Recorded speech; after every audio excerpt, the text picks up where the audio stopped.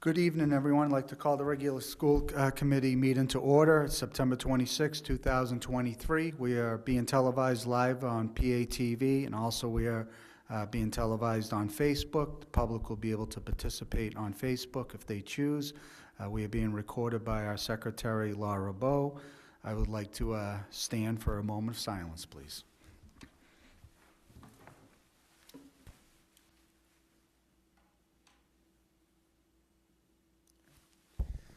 Okay, the Pledge of Allegiance, please. Pledge allegiance to the flag of the United States of America and to the republic for which it stands, one nation, under God, indivisible, with liberty and justice for all. Thank you, everyone. I am sitting in for the mayor tonight. He's unable to attend. I would like to take things out of order a little bit, and I'll hand it over to our superintendent, Dr. Videla. Thank you, Mr. Olympio. So we're very excited tonight. We have two of our students from Peabody Veterans Memorial High School here tonight to be recognized for their academic excellence.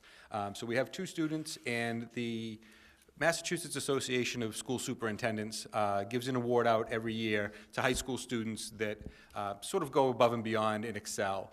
The size of Peabody High School, we're allowed to give 2 awards because we're a larger high school, and we like to give these awards at the beginning of the school year to 2 very well-deserving seniors so that they can put these awards on their resumes and as they apply to college. So tonight we have 2 very deserving recipients, and I asked their guidance counselor, they actually both have the same guidance counselor, Ms. Molk, to share a little bit about them. And she refers to our 2 recipients, Theodosia Cordelidis and Vanessa Kalani, as the dynamic duo. 2 amazing young women who provide strong leadership and examples to all students every day. This dynamic duo has given so much back to the Peabody Veterans Memorial High School community and to Peabody's community at large. They are kind, caring, and always help others. As co-presidents of Peabody's Community Service Club, Theodosia and Vanessa created a successful school-wide drive to collect products for the patrons of Citizens Inn. Last spring, Theodosia and Vanessa initiated and organized Tanner Cleanup Day, where students volunteered to clean and beautify the grounds of Peabody High School. And these 2 are captains of the tennis team and can be found on the tennis court as doubles partners. So we're very pleased to have these 2 students. If you look at their academic record, it's amazing. I don't think either one of them has ever gotten below a 95 or a 97 in any class for the year, exceeded expectations on MCAS exams, taken numerous AP tests and AP classes, and they're just all-around great kids. So I have 2 certificates. I'd like to call up Theodosia and Vanessa to receive the certificates and to take a photo. So congratulations, very well deserved.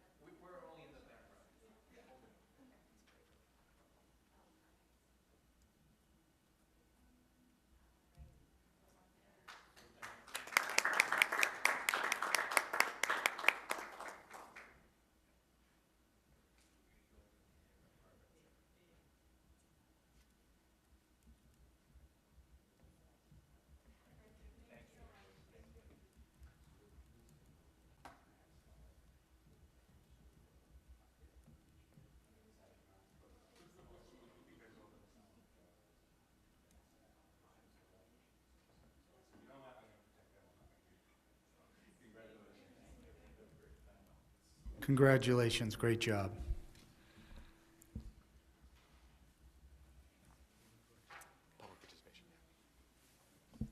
Okay, I'd like to go a bit out of order again. If no one objects, we'd like to go with public participation right now. If there's anybody in the audience that would like to come and speak, please sit in the front. State your name and address.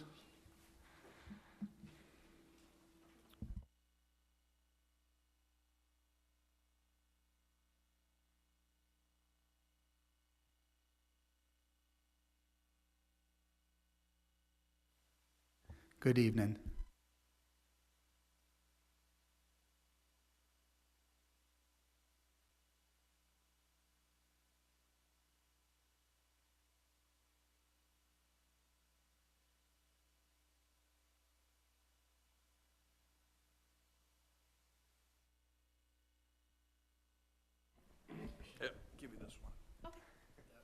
project, but it's okay.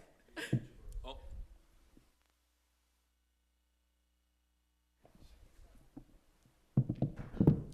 Thank you.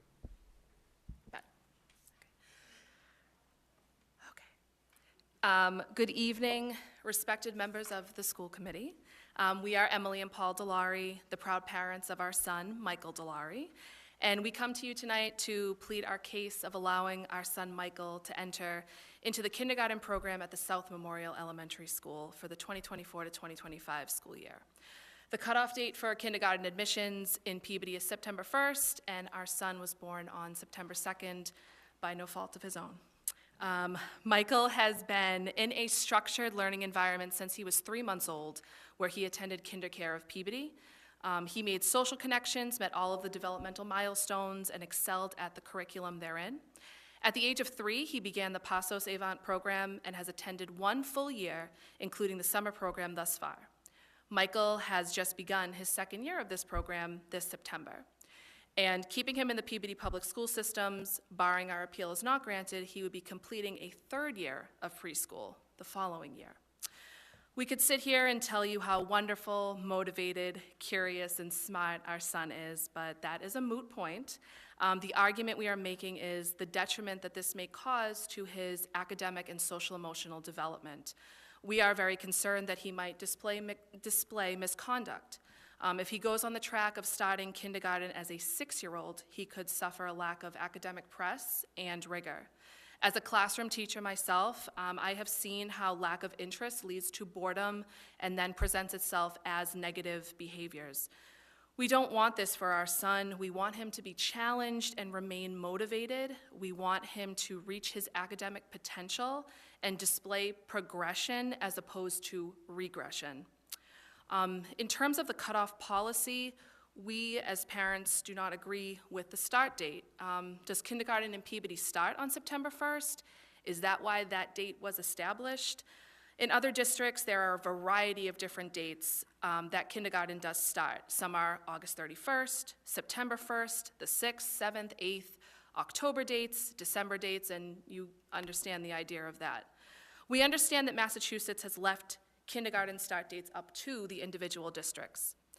In our case, is there a policy that the parent or parents are given a choice of if their child has reached emotional maturity and academic readiness that they could enter the kindergarten classroom, especially in cases like the one that we ourselves are presenting? Our son does not meet the kindergarten requirement by less than 24 hours. Education is an important pillar in our household, and we want to give him the best opportunities that we can. In the end, we should not forget that we are looking at what is best for the child and for their future, and thank you for your time and consideration.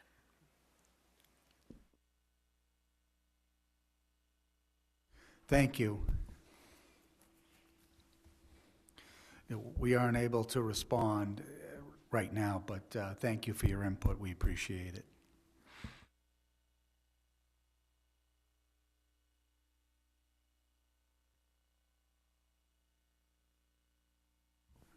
Okay, with that said, we'll continue with the regular the schedule here. So I'm gonna make a motion, or actually ask for a motion to accept the September 12th, 2023 minutes. Motion to accept and approve September 12th, 2023 regular school committee meeting minutes. Second. And one small amendment. The list of questions that I had handed out at that meeting would normally come forward with the minutes and this meeting's agenda packet. They're not included, and I will make sure that they're sent to Mrs. Marcarelli and also to Mrs. Boa, and then we'll have them for the next meeting, because they were accepted. Thank you. Thank you. Roll call vote, please. Mr. Swanson. Yes. Mr. Hockman. Yes. Mrs. Carpenter. Yes. Mr. Amico. Yes. Mrs. Dunn. Yes.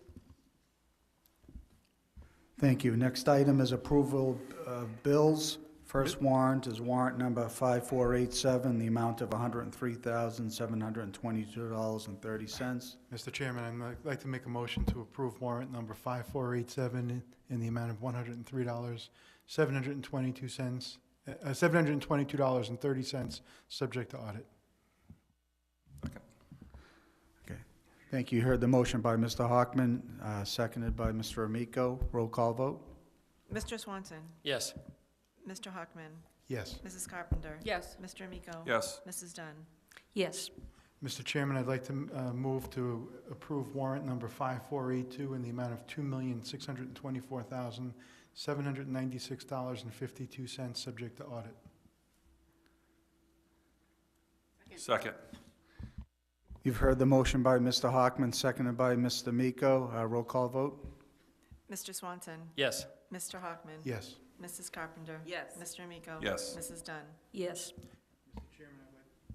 Mr. Chairman, I'd like to make a motion to approve warrant number 5490 in the amount of $175,905, even 0 cents, subject to audit.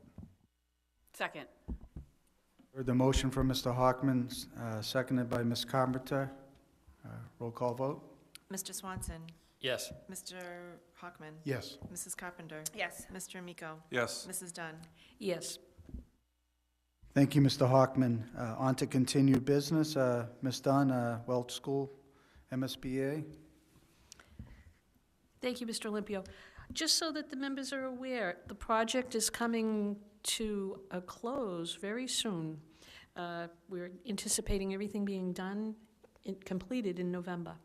And part of that process with the contracts and with the project itself includes not only a lot of the work on the site that you can see in the construction, but also a lot of work goes into now wrapping up the details, all the budget, the money, the hours. Everything is being done for presentation to the school building committee so that they're completely aware of where we currently stand with all of the funding. MSBA came out on a routine walkthrough that they do at this time in a project, and so far, everything is okay.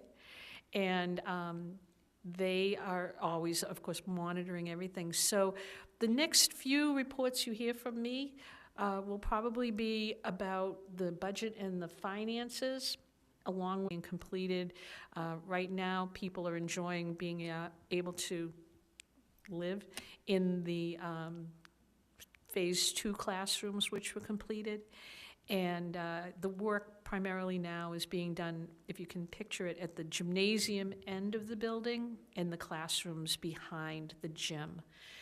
The exterior is pretty much completed now. There are a few things that will take place in the spring, and I think I mentioned that at the last meeting. Just some plantings and things, but other than that, most of it is really moving right along. So I'm always available for questions if you have any. The next Welch School Building Committee meeting will be, the third Thursday of October. And that's always available on Zoom, and we will be having our weekly OAC meeting tomorrow. Okay, Thank you, Ms. Dunn. thank you. Okay, the next item is new police safety building. Mr. Amico? Sure, thank you. Through the chair. There'll be a meeting on October 4th here at the Higgins, a community meeting to discuss this any further. And we'll have the architect here, along with some community members, and the building committee will be here as well to answer any questions. Through the chair of the committee, there was a meeting a couple of days ago at City Hall regarding the police and safety building headquarters, and a lot of the questions that came up here were answered by the architect and the people, so they'll be able to bring those forward. The only thing that I would like to add, though, is there was some mention of this parcel of land here, which is a small parcel of land. 99% of the time it goes unused, probably even more than that. And there was a question about PDs, professional development days or special events.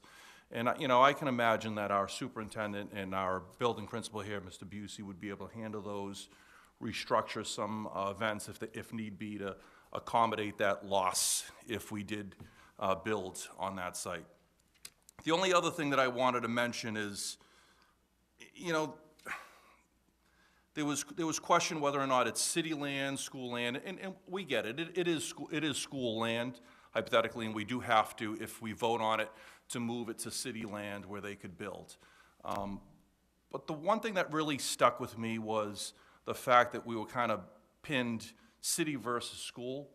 And, you know, this building that we sit here in 2016 was fully funded and built, half of it by MSBA money, the other half by City of Peabody money.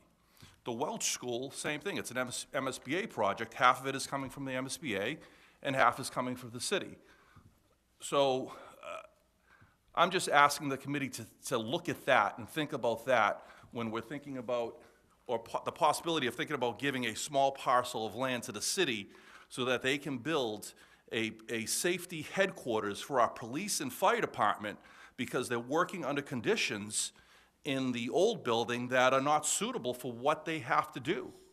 So I think that's one of the things that I just wanted to bring here. And I'm going to hold a motion for tonight, and we'll revisit it at another date because we will have a meeting here. But I just wanted to throw that out there. Thank you. Thank you, Mr. Amico, Ms. Dunn, and then Ms. Carpenter. I think Mrs. Carpenter was first, honestly. Okay. Ms. Carpenter? That's okay, but mine will be quick. The, through the chair to Mr. Amico, the October 4th meeting, is that a subcommittee? What is that meeting? Through the chair to Ms. Carpenter and the committee, it's actually a community meeting. Community, you said Yes, yeah, a community meeting, so it's open to the public. that. Will the school committee have its own dedicated meeting with the project, the builders, to answer all of the questions directly to us, and we can ask questions to them? Through the chair, we did have that one meeting, but if you'd like to set up a second meeting, through the chair, Dr. Vidal, he might have an answer to that. Yes, so the architect is available, and they are willing to have an October meeting for just the school committee if the committee chooses that. They will make themselves available to answer questions. Thank so you. we can work together to schedule that meeting. Just based on the questions and many of the issues that were brought up the other night, I just felt like, I don't want to speak for Mrs. Dunn because she had a wonderful sheet of questions. Just the courtesy of having them in front of us so that we can have that conversation. But I'll yield right now to Mrs. Dunn. Thanks. Thank you, Ms. Carpenter. Ms. Dunn? Thank you, Mr. Chairman, and thank you, Mrs. Carpenter. The questions that I had submitted were really in two different areas. Many are my concerns with the actual site that has been proposed, and that's because of my work here on the Higgins Building Committee, knowing how much of the drainage goes through that area. And my questions are regarding the impact of that building on the school itself, as well as all the considerations that went into putting this school here. If I could, these are the questions I had submitted, and I'm just going to read them. My questions were the impact on the Higgins drainage system. It will need to be rebuilt. It will affect the drainage at this building. How will it affect the drainage at this building? And how will it affect the drainage on the site, because everything is interconnected? And then my other question is, who is going to redesign the drainage that presently exists from this school as it goes through that site? And then I wanted to know what the timelines were for all of this. The way that this site was designed and the way the drainage is designed is everything here in this building drains down underneath the building. It doesn't all just go out the front into the area down below. It goes out the sides, and it does absolutely go over through the parking area and over the sides and down. And we have an irrigation system out there that works to pump the water up to irrigate the fields that are out, the rice fields and the back fields and everything. Those will all be impacted by that construction. And I want to know how that will impact on this site. How are they going to work that, and what are they going to do for it? I also did ask about the impact on the operation of this building as a school. I wanted to know, where will the construction staging area be located? That's a very important piece of construction. People think that only the parking lot is going to be tied up, that the roads probably are going to be blocked, but there has to be another piece of land where all of the construction vehicles go, where all of the workers park, where all of the supplies go. I mean, just at the Welch School, there were piles of dirt down there that were taller than that building at one point. And you have to have a location to put all of those materials. And you need space for the construction trailers and all that goes into a building. We did significant traffic studies to put this school here. The impact on the neighborhood was considered numerous times with every piece of this project. Now, if the police station is built, a public safety building is built, and I don't want anyone getting the wrong impression. I'm not trying to pit school versus city, and I am not against a public safety building. We've known for years we need one. I just disagree with the location. Because when we had to do the traffic studies, the neighborhood surrounding Higgins was greatly impacted by traffic. And we will go back to increasing the problems in this surrounding neighborhood where traffic will back up all the way down to Lowell Street, off of King Street, where people who are here to pick up their children are going to have to be directed in other areas. And I know that the ultimate solution is to have our parking switched down to the current location of the police station, but that can't happen. The police station's going to be operating throughout the construction. So where is all the traffic going to go? I was really surprised last week. I drove by Higgins at dismissal. I'm going to be honest, I avoid that time at every turn. However, I had to come up Allen's Lane, and I was shocked to see that the parking lot that everyone thinks is only used for professional development day, parent-teacher conferences, and any event in the school, that was packed with people picking their children up. And there were a lot of people on the approach road.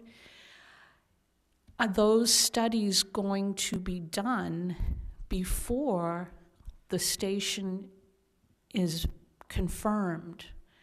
I feel like we're being told we have to vote on this, and that information is pertinent, because if each of those problems can be solved, then maybe it is the right spot. But right now, I've been told that it will take months to get answers to those questions, but that we need to take a vote soon.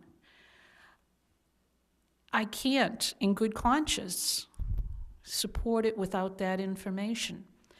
So I also have a list of things that I would like done for this building, pre-blast conditions, the same way we did for the neighbors, because there will be blasting on that site. How is it going to impact on this building? And again, what I don't want to see is a building go in, and then down the road, we'll take care of the school's needs. Down the road, we'll fix the Higgins drainage. Down the road, we'll fix the building. I won't tolerate it. And that's why I am concerned, because I don't think these questions are out of line. I don't think I'm asking them at the wrong time, because I'm looking at it as a school committee member. And I feel that my responsibility is to look after the buildings and grounds of the schools.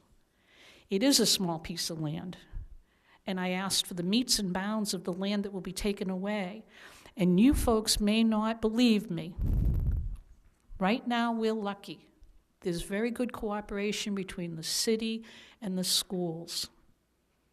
But in the past, there were absolute discussions that were very loud regarding the boundaries of who was responsible for which piece of land. And it can get pretty bad. And I honestly feel like the schools used to come out on the short end of that stick, and I don't want to see that happen again either.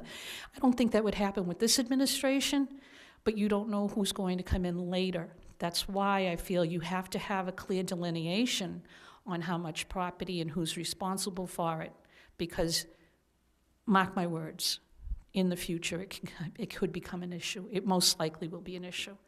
So those are my concerns. You know, I will express them again. I definitely will listen with an open mind at that meeting, but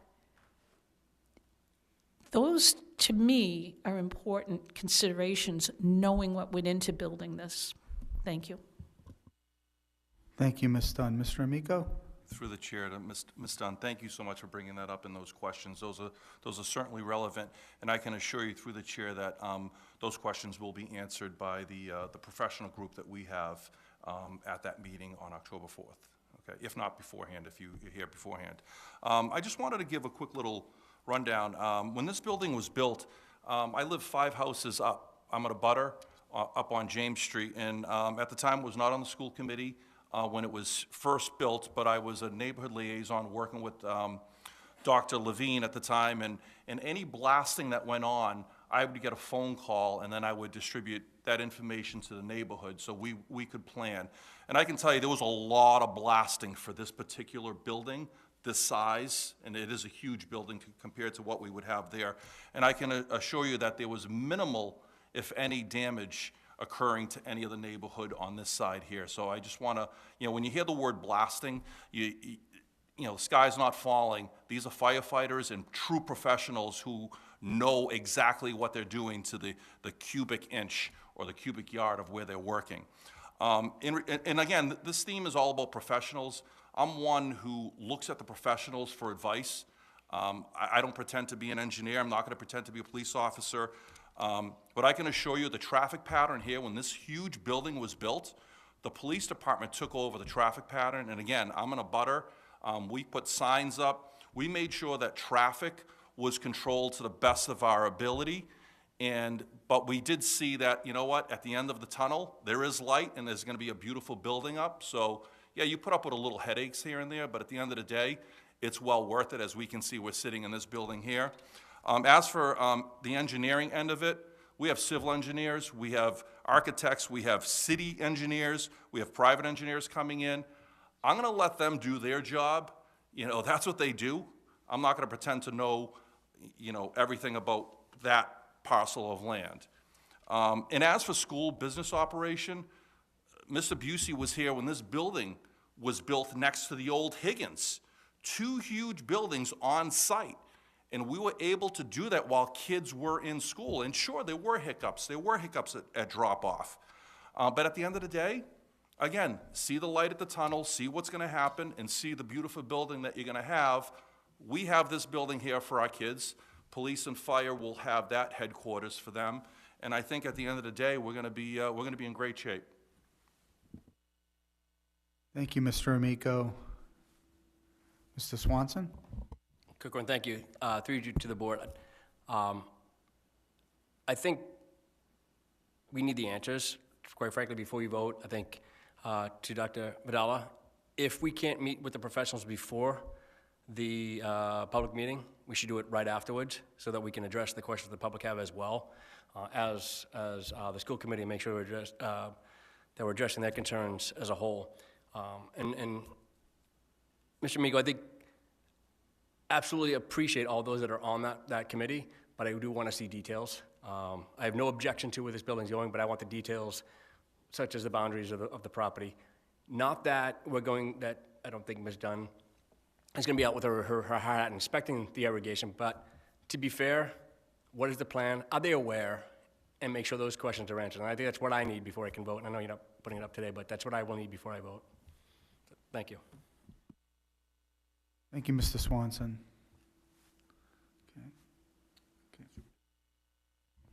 Okay, thank you. We're going to head to the superintendent's report. Thank you, Mr. Miko. And we'll also be reaching out in the morning to schedule a date for that meeting and make sure that the architects and their team are available. So we have 2 topics on the superintendent's report. All right, so the first one is under our student learning updates. So tonight, we'd like to talk about the 2023 MCAS results. So just as a reminder, students in grades 3 through 10 participated in MCAS. So our ELA was done in grades 3 through 8 and grade 10. Mathematics exam was administered to students in grades 3 through 8 and grade 10. And then science was administered in grades 5, 8, and 9. So as we think about our testing, we always want to focus on the recovery. So we know what the last 3 years has been like in our schools. Very happy that we had a very smooth opening and that things are going really well. A lot of the money that we have invested has gone to teaching and learning and to support that recovery. And so when we think about the current results, we want to look back to the last time that MCAS was given in a traditional school year, which was 2019. So our long-term goal is to exceed our achievement that happened in 2019. And so we know that the results in grades 3 and 6 demonstrate the impact of pandemic learning. So you're going to see that there has been some regression in all grades, but really grades 3 and 6, I think, are the areas that we're focusing. So there are current 4th and 7th graders. And so each of our school and district improvement plans look to address these areas, and we're providing targeted interventions and supports along the way. So when we look at this, we're going to look at our scores compared to last year, and then our scores compared to 2019. So I'm going to advance the slide. I'll turn it over to Dr. Kelly for a quick update, and then we'll be able to answer any questions. Thank you. So as Dr. Vidala said, we're really focused on recovery. And if you have poked around in what's released for public MCAS data, you'll see that there is layer upon layer upon layer. And so this is just a brief overview to talk about the recovery and where we're at in terms of that. But if there's a desire to dig deeper, we can go down any of those roads to take a look at the questions you might have to dig under the numbers that we have here. So if you look at the chart that's above me, you'll see that we have the grade levels on the left-hand side, and then we have a series of initials up at the top. So the NM means not meeting, then we have partially meeting, meeting expectations, exceeding expectations, and one of the things that the state does is they combine meeting and exceeding expectations, and that's that last column that you see there. When you look at 2022, we look at where we are today in 23 with these results and where we were in 22. So if you look at the circled areas and the green numbers, you'll see that we're starting to close those gaps and making some gains there, particularly at the grade 4 and 5 level. When you look at grade 3, those are our kiddos who took this test as 3rd graders in 2023. If you trace that back to where they were in 2020, in the most formative years, you can understand why they have a little bit more to go in terms of that recovery. So we're constantly working on that. As you go down the column there and you look at grade 6, 7, and 8, you'll see that we have some green numbers there to show that we're starting to close those gaps, particularly relative to where we were in 2019. But focusing on grade 6, that's a transition year. So not only are our kids dealing with that recovery period, but also with a significant transition from elementary to middle school. So they're exactly where we would expect them to be and still working towards that recovery. Grade 8, you're seeing some gains with a +7 compared to the 22 school year. So really working hard across the board. The state also looks at a combination of grades 3 through 8, so some overall achievement, and you'll see that we're up 3 points from where we were in 22. We're flat at grade 10, and again, that's where you're looking at another transition to high school, so really having to focus on the recovery there as well, but not losing ground either. So I think 2 things are true at once. We have some celebrations as we look at closing gaps, and we also have places to improve as well, and that's the story across the state. Going into the math, you see a similar setup here, and as we look through those grade levels, you'll see in 2022, we've got a bunch of grade levels that are circled in green, showing that we're really closing gaps there. And then at that pivotal year of transition in grade 6, you see that we have a little more ways to go. At the science, we are showing similar trends to what we're seeing across the state, and that's that science is showing a decline. So we are in company across the state with this. It's something that we are looking at, and if you look at our 22 versus our 2023 performance, you'll see that we have a ways to go in each of those grade levels, 5, 8, and 10. So that's something that at the school level and at the district level, we look at the data, we look to see how our students performed on particular questions, and then look ahead to planning, because we have the whole year ahead, to take that data and then inform our instruction going forward. Overall, we have a number of highlights to celebrate. One of the things that we notice is that when kids are here, our teachers are doing remarkable things with them. And our chronic absenteeism, we've exceeded our targets for improvement at every level.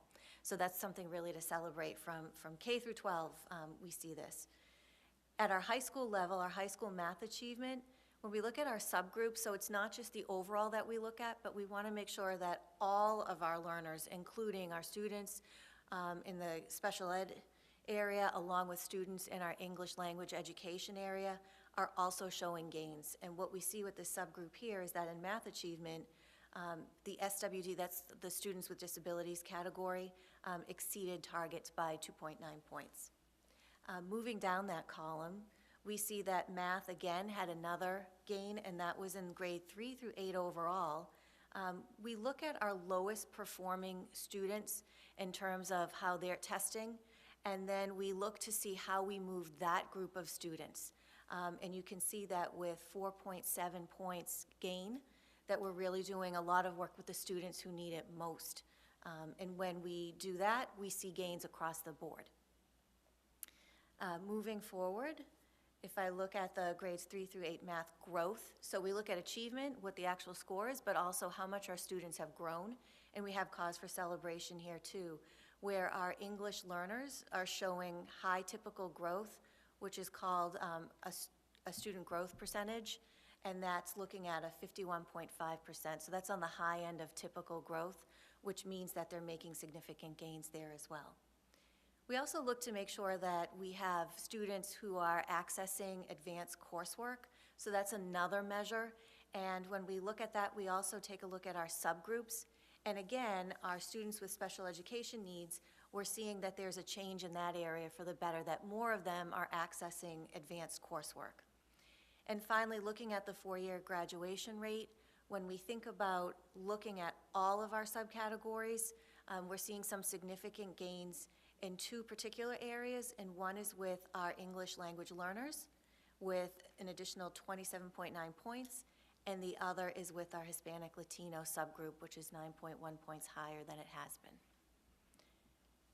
And again, as I said before, there's always room for improvement as well as celebration, and so our areas for growth focus on the following 5 bullets.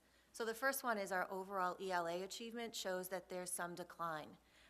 Our growth shows improvement, which means that we're closing those gaps, but we still need to push forward to move out of the low performance category. Our science achievement, as I mentioned before, needs some attention, and we are working on that at multiple levels. And our high school 3 through 8 math achievement shows improvement, but it's still below the targets that the state has set for us. So moving in the right direction and then needing to continue that work. Overall, we see moderate progress towards our targets, which means we're making progress, but there's always that room for improvement. And finally, the graduation rate, while we see some significant gains in particular subgroups, is still an area that we'd like to focus on to ensure that across the board we see improvement there. And I think I'll stop there, and if there are questions. Sure. Thank you, Dr. Kelly. And I'd just like to say, I'm going to scroll back a couple slides. Before we did this analysis, the people in central office and I sat through, the state did the same thing. So the state was able to show, this same chart for the entire state and what the state is doing. And what we saw in the state is the column of 2022, the state in every grade either saw a 0, a +1, or a +2.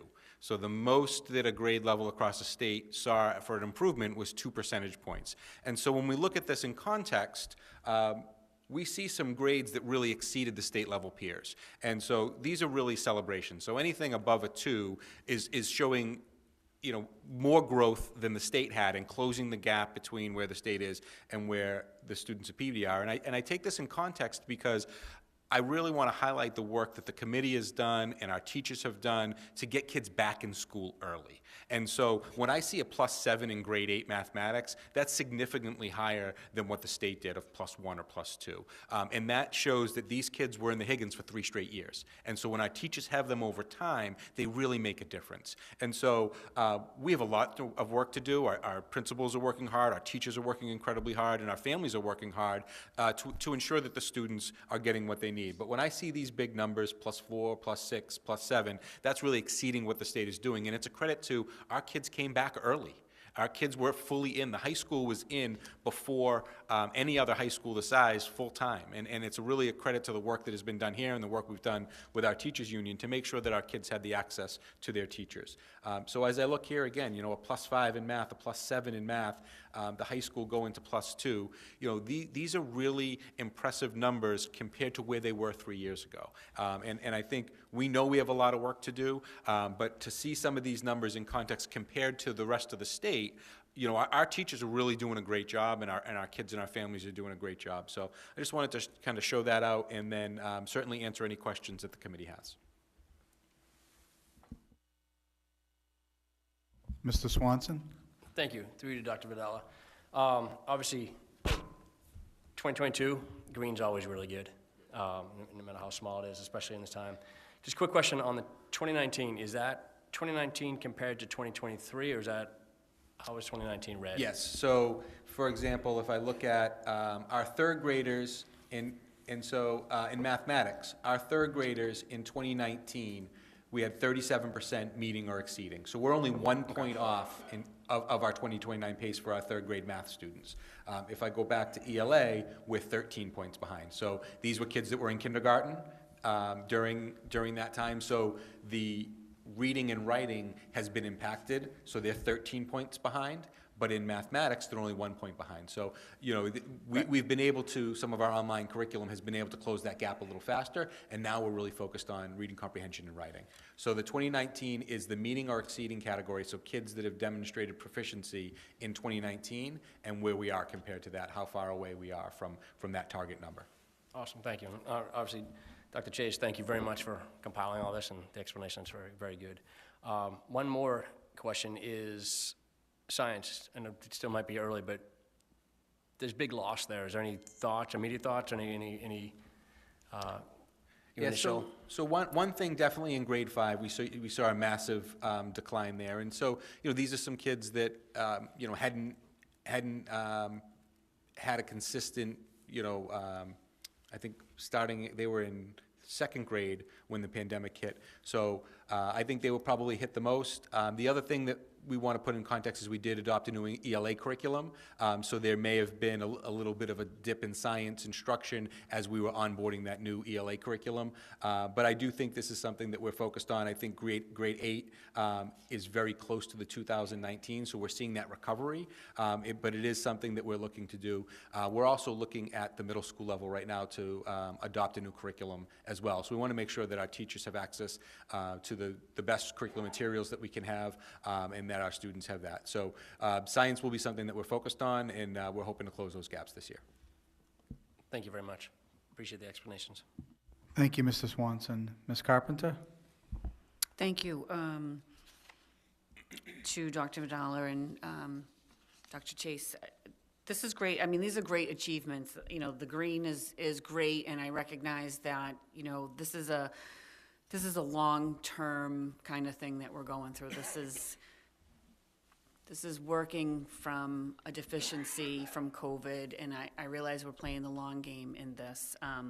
So those achievements, you know, we're playing catch up. It's really appreciated, you know, to our staff and to our administrators. I truly appreciate all the work that you're doing. I did have a question about on your areas for growth at the bottom. The graduation rate is still an area for improvement. Where are we at that rate? We are still around 86%. which is lower than we would like. I mean, I think our goal is to get back into the 90s and around, where we were 3 or 4 years ago. These cohorts are kids that had a lot of high school with a disjointed academic and attendance. So, we do see this impact. We're looking at the 5-year rate as well, so we're getting kids to graduate at a better rate in 5 years than they did in 4 years. But this is something that Ms. Randall and her team are certainly looking at. We have a number of opportunities for kids, the credit recovery opportunities that we have. We've expanded the PLA option. We still have PANS, which is something that we're looking at as well. So we do have a lot of options. The community high school is a great option for some students. So we have a lot of these options that we have, and we want to make sure that we're meeting the kids where they're at. Of course, a number of kids are graduating from our virtual school, which they never had that opportunity to before, but I think all of these things are going to help our dropout rate and our graduation rate. So definitely something that I think we're going to need to look at over the next couple of years, but I have a lot of confidence in Ms. Randall and her team with a lot of the things that they're putting in. Thank you for that thorough answer.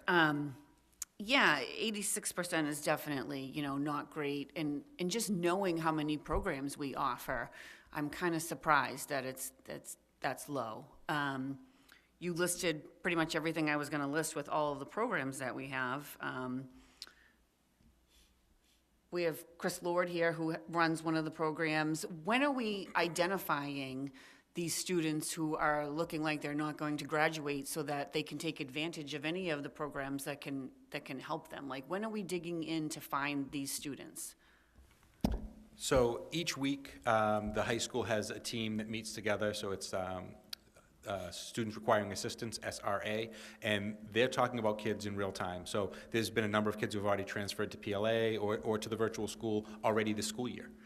They're identifying kids who are, behind in credits and trying to ramp them up. So I think the chronic absenteeism is something that really impacted kids 2 years ago and 3 years ago, and now we're finally seeing the kids come back, and we're doing a full push to try to get them back on track. But I think that, we're going to see this, pocket of kids that are going to take an extra year to graduate just because their attendance was so poor. And we've done a great job with attendance the last 2 years, and I think that now that the kids are back, we're going to start to see that recovery, but it did impact kids where they weren't passing because of their attendance. And I think that's been a real struggle.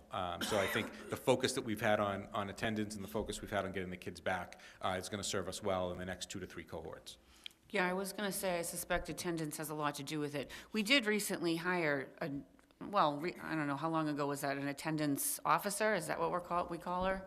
Yeah, so we have the attendance supervisor, and then we also have an educational stability liaison that they're working hand in hand. The clerk in the dean's office as well has been really helpful and instrumental in that.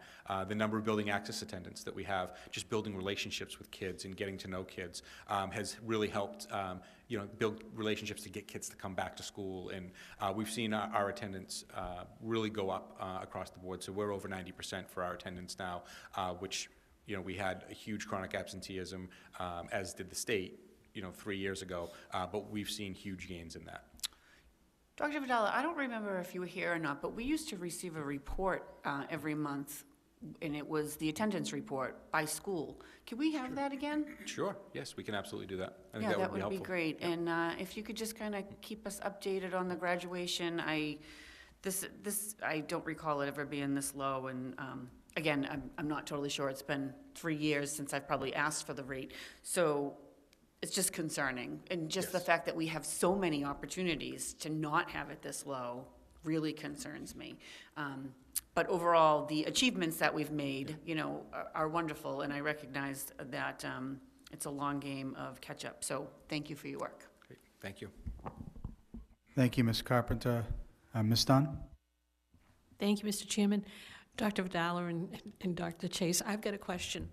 Back one slide where you have the achievements, I just wanted to ask, now I'm looking at those numbers as if they were on a number line, with the 0 being your target. Tell me if I'm wrong. negative 12 is concerning, but is it only 4 points off of the negative 8? Because there's another slide you have where it's almost like you moved everybody 20 points up. So in this case, grade 5 and 22 exceeded 2019, but grade 5 and 23 went back 12 points. So we actually were in the plus category for the third column last year, and we fell back with this cohort of kids. Okay. But if you look at, for example, grade 8 is at a -2. The previous year, they were only at -1. And so that's, so if you look at, grade 4 went from, they would have been a -4, and they went up 3 points, so they're at -1. So we're, like you said, the number line, we're inching closer. It just so happened in science, we were actually in the plus category, but we dipped back below. So that's something that we'll certainly be looking at and trying to address. But you know, in science, we're only single digits away. And in some of the other categories, we have some double-digit gaps that we need to address. Okay, well, thank you very much. Thank you. Thank you, Ms. Dunn. Mr. Hockman? Thank you, Mr. Chairman. Thank you, Dr. Chase, Dr. Vidala, and your entire team for putting this together. Yeah, to Mr. Carpenter's point, the graduation rate is a concern. We've talked about it. We started talking about it earlier this year. If we can also, Ms. Carpenter asked for a monthly report for student attendance. Can we also get a monthly report for staff attendance? Because it's not only, and I don't know what that number is, but you know, it's important for students to be in classes so long as they're being taught by their teachers, right? We know that although we try to hire quality substitute teachers, it's just not the same. You can't replace a classroom teacher. So if we can get that report in conjunction with the student attendance report, that would be great. And in addition, for me at least, I'd like to see not just the graduation rate, which we'll track, and you know, we do have, it is frustrating, but we do have more opportunities. We were at a point in this committee maybe about 8 years ago where we got rid of the night program, or we're considering getting rid of the night school program, and you know, if we start whittling down avenues in which young adults are able to get a high school diploma, you know, maybe is a little more understandable. But Dr. Lord actually is the leader of 2 of our schools. I think he's the leader of the PLA as well as the prep at this point. You know, there are opportunities. The community high school, the night school still exists and things like that. But in any event, so if you can get, I'd like to see what, also what the college, I don't know if I said it, the college enrollment rate is for our high school graduates. Because I guess for the sake of it now, just because, and then I'll see what we get and where I take it. So if we can go back a slide or 2. There you go. I appreciate all that teachers and paraprofessionals and support staff and specialists do for our students, and I appreciate that we, as a committee, fought to get our students back in classrooms and live instruction sooner than, you know, I think it's anybody else in the Commonwealth, but we certainly made a concerted effort to and recognize the value of teachers and the value of students in front of teachers and vice versa, and that's how learning takes place.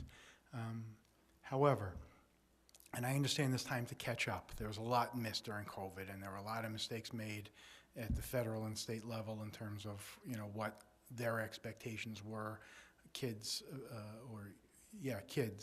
abilities were relative to learning and how to manage a crisis, perhaps, but I won't get into the politics of it too much more than that. These numbers, I'm going to exclude the last 2 columns, and I know we've been focusing on that the penultimate column, right, the 2022, and the greens and the positives, and I appreciate that, and I appreciate that it's a long road. But these, what I'd like to look at is the third the third column from my right. Yeah, there you go, the M or E, meeting or exceeding expectations. And what I see consistently is 1/3 of our student population is meeting or exceeding the expectations on a standardized test. Now, I'm not crazy about MCAS, right? I don't think anybody in this room is crazy about MCAS. And frankly, I don't know what it measures. But what I do know is that it's the same test taken by each student in these grade levels throughout the Commonwealth. And compared to every other student in the Commonwealth, we have about 1/3 of our students meeting or exceeding expectations. Now, I'm not bringing this up to beat anybody up or to disparage anybody or to ridicule anybody. The numbers are what they are. We're going to live with them. That happened yesterday.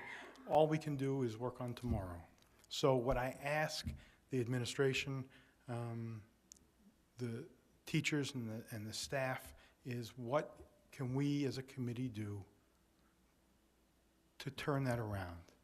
Because frankly, I'd like to see, when we sit here next year and get the presentation for MCAS, that 1/3 of our students don't meet or exceed expectations, but 2/3 of our students do, right? That's the kind of rally that I'd like to see. I've been sitting in this seat for 14 years, and Bev and Ms. Dunn and Ms. Carpenter, you know, I know that when this presentation is made annually, we get the highlights and we try to, you know, accentuate the positives, and that's awesome. Again, I'm not minimizing that. I think there's value in that, but we see these +4s, and then next year it's -3, and then it's +2. You know, it's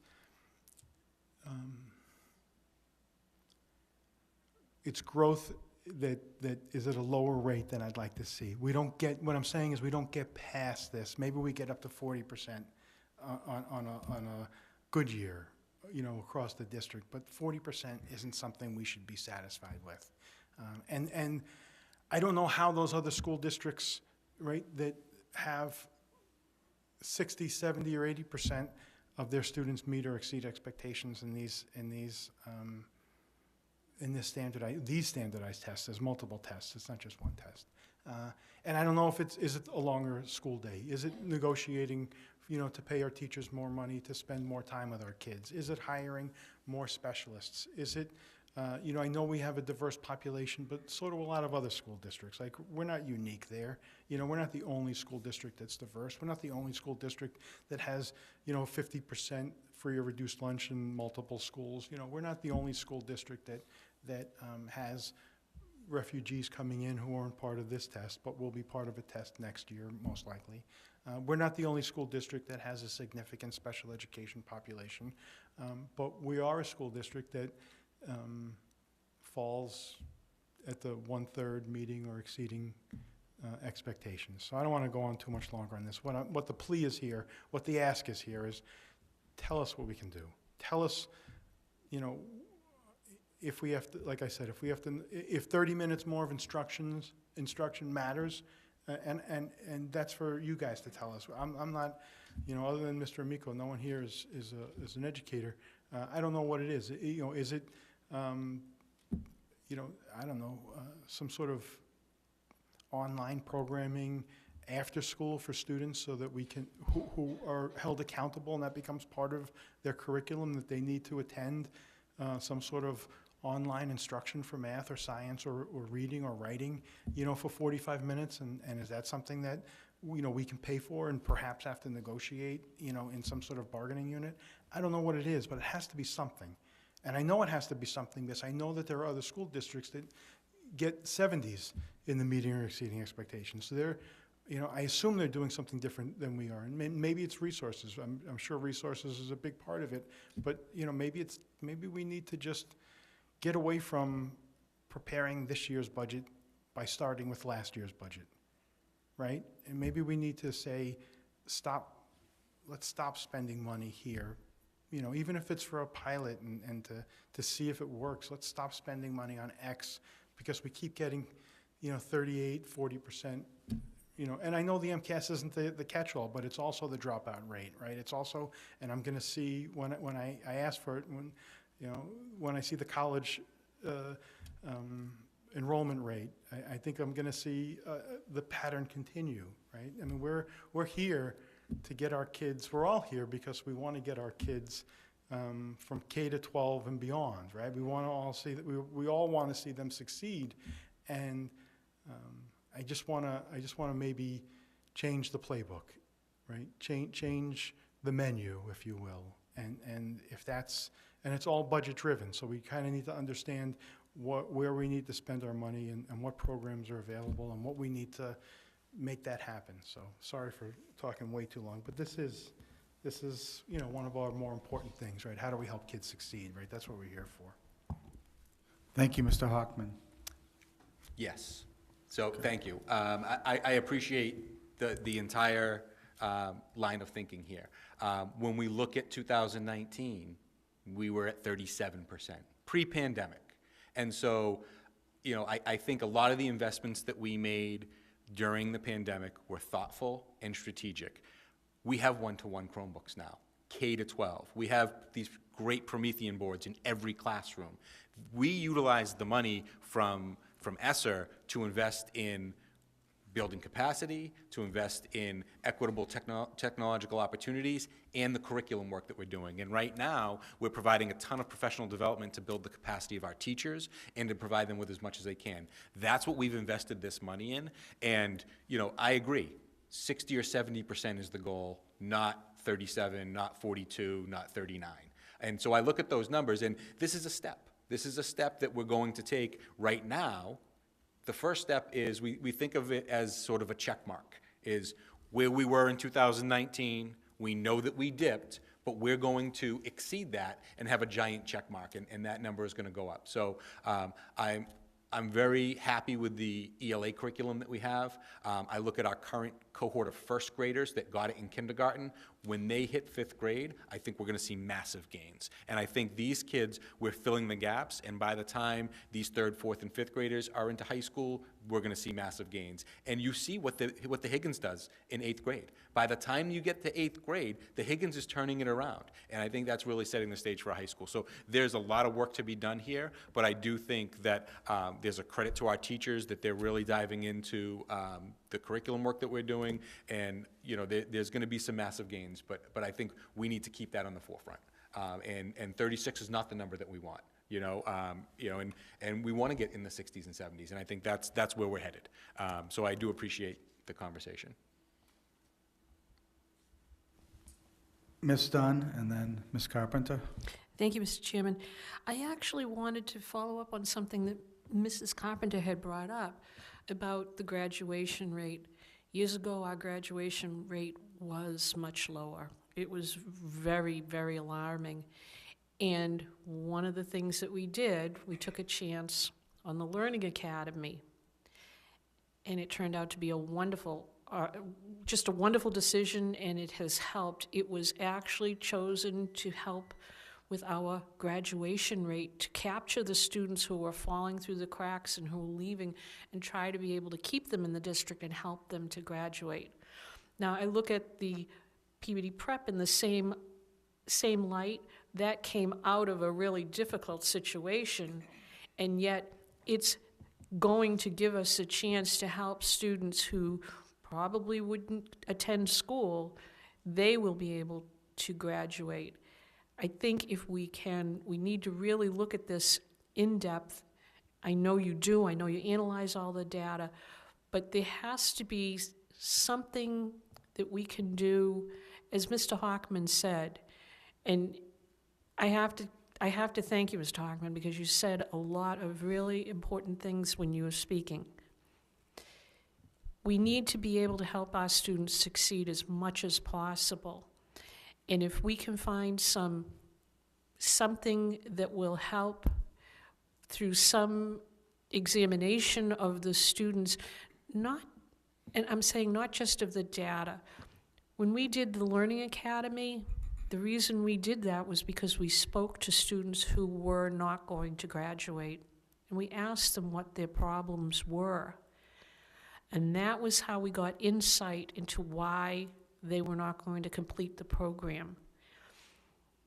If there is a way to get insight into what problems our students are having, whether it is with absenteeism or problems with comprehension or, they need extra help, I actually think you should go to the source And if we could somehow talk to each student and ask them what they might have needed to not only be able to do well on those tests, do well in their subjects, I hate to bring up the tests, but to do well in their subjects, but also to make sure that we know what they need to be able to graduate. Far too often lately, our students are not ready to graduate, and they know it at the beginning of the year, and then by the end of the year, they are in so deep over their head, there's a horrible scramble. Some people make it through and some don't. I just think we need to talk to the kids, honestly. Thank you. Thank you, Ms. Dunn. Ms. Carpenter? Thank you. So I think what we're all kind of talking about is something that we discussed during our retreat, and it's going back to those meetings where we met with individual schools and what we considered was school improvement plans, but it included students, staff, parents, community members, and we heard more things than we normally do, which helps us formulate our budget, set aside monies for things to help improve, and get to the core of some of the things that I think we're all talking about. So, Dr. Vidala, we already talked about making those meetings happen again. You weren't totally clear on how we used to meet, and we weren't seeing the same meeting scenarios. But I think, it's our way of saying, how can we help? And we hear from the individual schools. So I think that's something that's going to really help this piece of the puzzle with what Mrs. Dunn said and Mr. Hockman, and just kind of getting these things, getting to the root of it individually at each school. So I'm still looking forward to those meetings coming up, which I think will help us. But thank you. Thank you, Ms. Carpenter. Mr. Amico? Great. Through the chair of the committee and everyone is, thank you, Mr. Hockman and Ms. Dunn and Ms. Carpenter and Mr. Swanson for all your insight on this. I can't believe MCAS has lasted 30 years, to be honest with you. It survived the pandemic, it survived everything. You want some answers to some of those questions. Let's look at the mental health crisis that we have. Pre-COVID, it's gotten so much worse at every level. Every single level. And we've done a great job of putting adjustment counselors in our buildings to help kids. Food insecurity is massive. It's it's mind-boggling that in Essex County we have this much food insecurity. It really is, and the poverty. And then I've talked about this before. We're a great, this is a great building. We have high scores in 8th grade, and all of a sudden, everything vanishes when we get to high school. Come on, let's be real, right? Essex Tech, St. John's Prep, St. Mary's, Bishop Fenwick, the charter school that's building there. But we still have great things happening at the high school. I mean, let's not fool ourselves. These are numbers, and I know we have to live by these numbers, but you can't tell me when you go to a band performance or when you go to a drama performance or when you go to a football game or a basketball game or you watch these kids in the different clubs that you don't see success. It's still sad in Massachusetts that 30 years later, we don't have, with all the great lawyers and smart people that we have, educators that we have in this state, we haven't come up with something else. It's time, let's face it. We're gonna play the numbers game here, and you're gonna have people complaining about, oh, your schools are terrible. Well, come visit our schools, come visit our great teachers.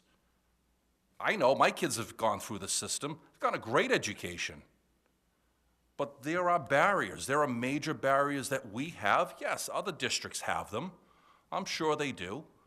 But Peabody is a big city. We still have major barriers, and we still have other schools that will take up our talent. And they take a lot of our talent. Essex Tech is loaded with great kids. St. John's Prep is loaded with great kids from Peabody. They came from here. So, I think we kind of have to put the brakes on the, what's going on at the high school.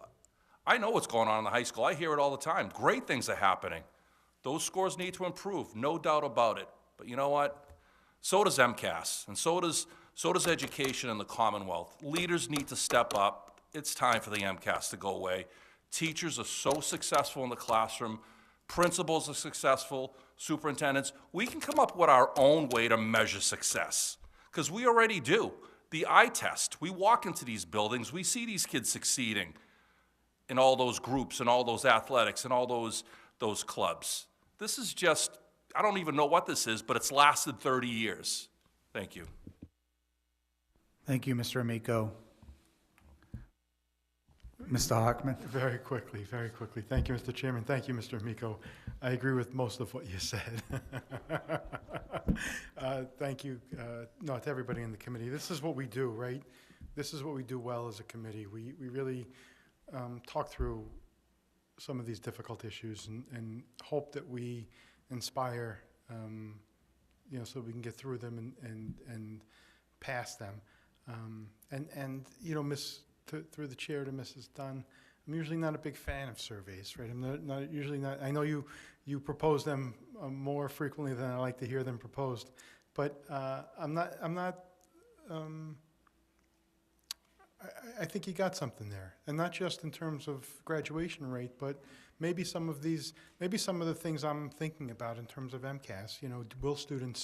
Will students engage in a 30-minute online math class that's mandatory, right? Or are we throwing money away, and are we able to somehow make that have some accountability for that? Is it something that we need to tie into teachers' observation, not in the evening, of course, but maybe getting some confirmation that students not only went through the 30-minute session, but completed some a benchmark, right? Completed some question, answered a question, not necessarily for a teacher to read through it to understand that the student comprehended all of it, but that they actually worked for 30 minutes or something like that. So maybe I'd like to see, and if families are interested in holding their kid accountable and asking their kid to do a little bit of that. And, I'm not looking to become draconian or anything. Fridays, Saturdays, and Sundays only, joking. But maybe one or two, days a week and, a 30-minute thing. One day it's math and one day it's reading, or one day it's writing and one day it's science. I don't know, but, it's just a very, very preliminary thought from a ignorant non-educator, admittedly. But I think a survey with something like that, maybe a survey for families. We get. I know I know everyone on this side of the room, and then Mr. Olympio. We've gotten emails all week, right? Ever since the MCAS results were published, we get emails all week. Why is Peabody performing so poorly? Why aren't you doing anything? You're on the school committee. Maybe a survey goes out to ask the parents, what is it that you think we should be doing? What can we do to help improve your students' capacity to take a standardized test? And I agree with Mr. Amico. It's a standardized test that isn't necessarily terribly important for anything other than it's a number that comes out of it. And there are great things going on in all of our schools, right? We have great kids, we have great staff, great teachers, great extracurriculars, So, of course, there are great things going on. Unfortunately, we are measured by this. And unfortunately, I'm starting to believe that it's maybe those kids that excel at those extracurriculars that comprise this 38 and 40%. And maybe it's kids that aren't engaged in those extracurricular activities that might be slipping through the cracks. I don't want to say they're falling, but they're slipping a little bit. And maybe we need to devise different means to catch them. That's all. Thank you, Mr. Hockman. Ms. Dunn? I promise it's my last shot at the conversation.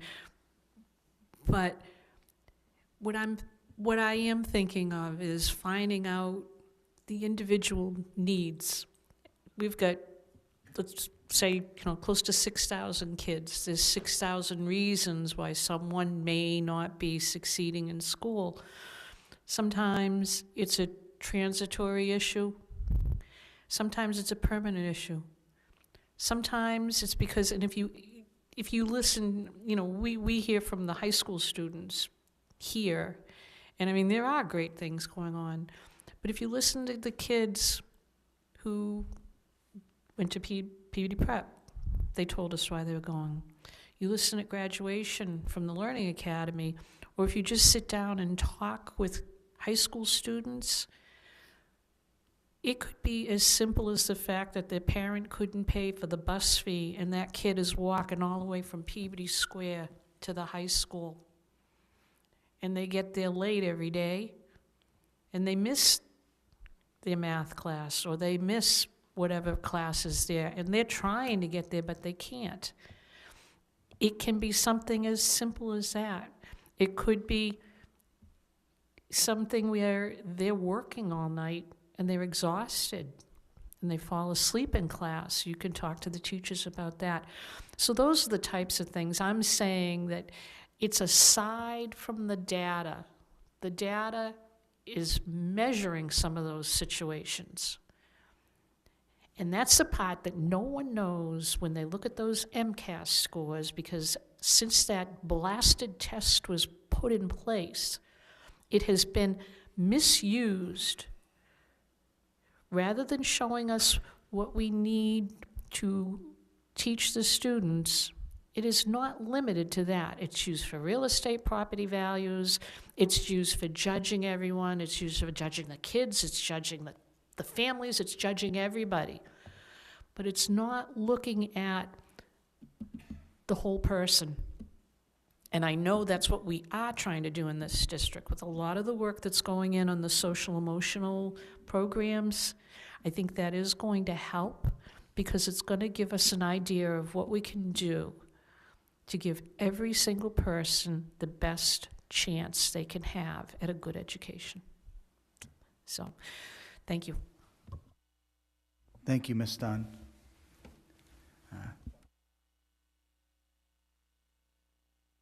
Mr. Swanson? Thank you. Sorry, quick one through you, Dr. Vidala. I do agree that we want to work the numbers forward and grow and get better. Do we have the ability to, I'm trying to choose my words, I don't want to say compare, but I'm going to say compare how we're doing compared to other cities with similar demographics and see where we lie there, because we have a diverse population. We have those that are in extracurricular activities that might be doing awesome. We have others that are supporting their families in this country as well as outside the country that, as Ms. Dunn gave examples, are working and possibly falling asleep. So I'd like to see how we compare to other cities in our same demographics as well. Yeah, absolutely. So there's a lot of analytics that we have that we can look at, and I think this is a great opportunity to maybe branch out into our ed subcommittee to be able to look at some of the things that we're currently looking at. On the DESE website, there's something called the DART, which is sort of they look at each school, and it's a analysis tool that you look at schools that are similar size, similar demographics, and see how you compare there. So we have districts that we're similar to, and then each school has schools that they're similar to. And I think we do need to have a little bit of self-reflection and look at where we were in 2019 and say, that was our starting point, but that's not going to be our finishing point. So I, for one, find this an incredibly refreshing conversation. It's wonderful to be talking about teaching and learning after 3 years of talking about mandates and protocols and things like that. But this is really why a lot of you got on the school committee to begin with, and this is why we're all up here as well. So there's a lot to be done here, but we talked about what a smooth opening it was of school because we're talking about teaching and learning again, which is very refreshing. And I do think that we are primed to see some huge gains. So we have our student learning goal, which was the first part of the superintendent's report. And the second part, which is equally important, Mr. Miko, is our sense of belonging. So we just have a couple items that I just wanted to highlight a little bit. There's a Holocaust Symposium on October 9th. We've done a lot of work with our genocide and Holocaust studies, and this is a symposium for teens that's being held on Monday, October 9th, 2023, from 10 to 2 p.m. At Brandeis University. And so it's in Waltham. This flyer was sent out to all of our high school students, and it's been shared with our families as well. But this is an excellent thing. We got this from Debbie Colton from the Lappin Foundation, so I'd like to say thank you to Mr. Hockman for sharing this, and we got this out to all of our families. And so I just wanted to provide a little bit of publicity for this event because I do think it's going to be an excellent event. Mr. Hockman? Reluctantly, I'll be brief. No, thank you, Dr. Vidal. Thank you, Dr. Chase, for all the work you've done in this area also. I just want to point out to everyone that not only is this event on a non-school day, it's Columbus Day, or the Monday in October, which I call Columbus Day, that we have off. It's free. There's free transportation that is available if you email Ms. Colton, and lunch will be provided to the students free of charge. Yeah, so this is a great event, and we'll continue to publicize this as well. Two quick things, and I'll turn this over to Dr. Higgins, because we haven't heard from him yet this evening.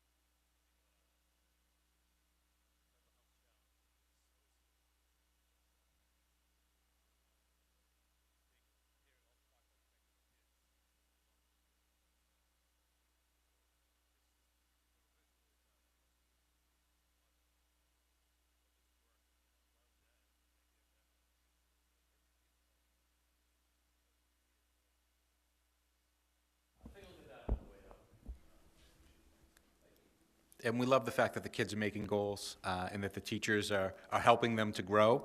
So, I mean, I would be happy to reach out to Ms. Barry as well and see if some of the rays of sun in this room could have some goals. Maybe we could use that. You could be a cloud if you would like. It's completely up to you. But I'm sure that Ms. Barry would welcome some of our goals being shared as well. So, and with that, that concludes the superintendent's report. Well, thank you, and thank you to all the doctors that are sitting near me.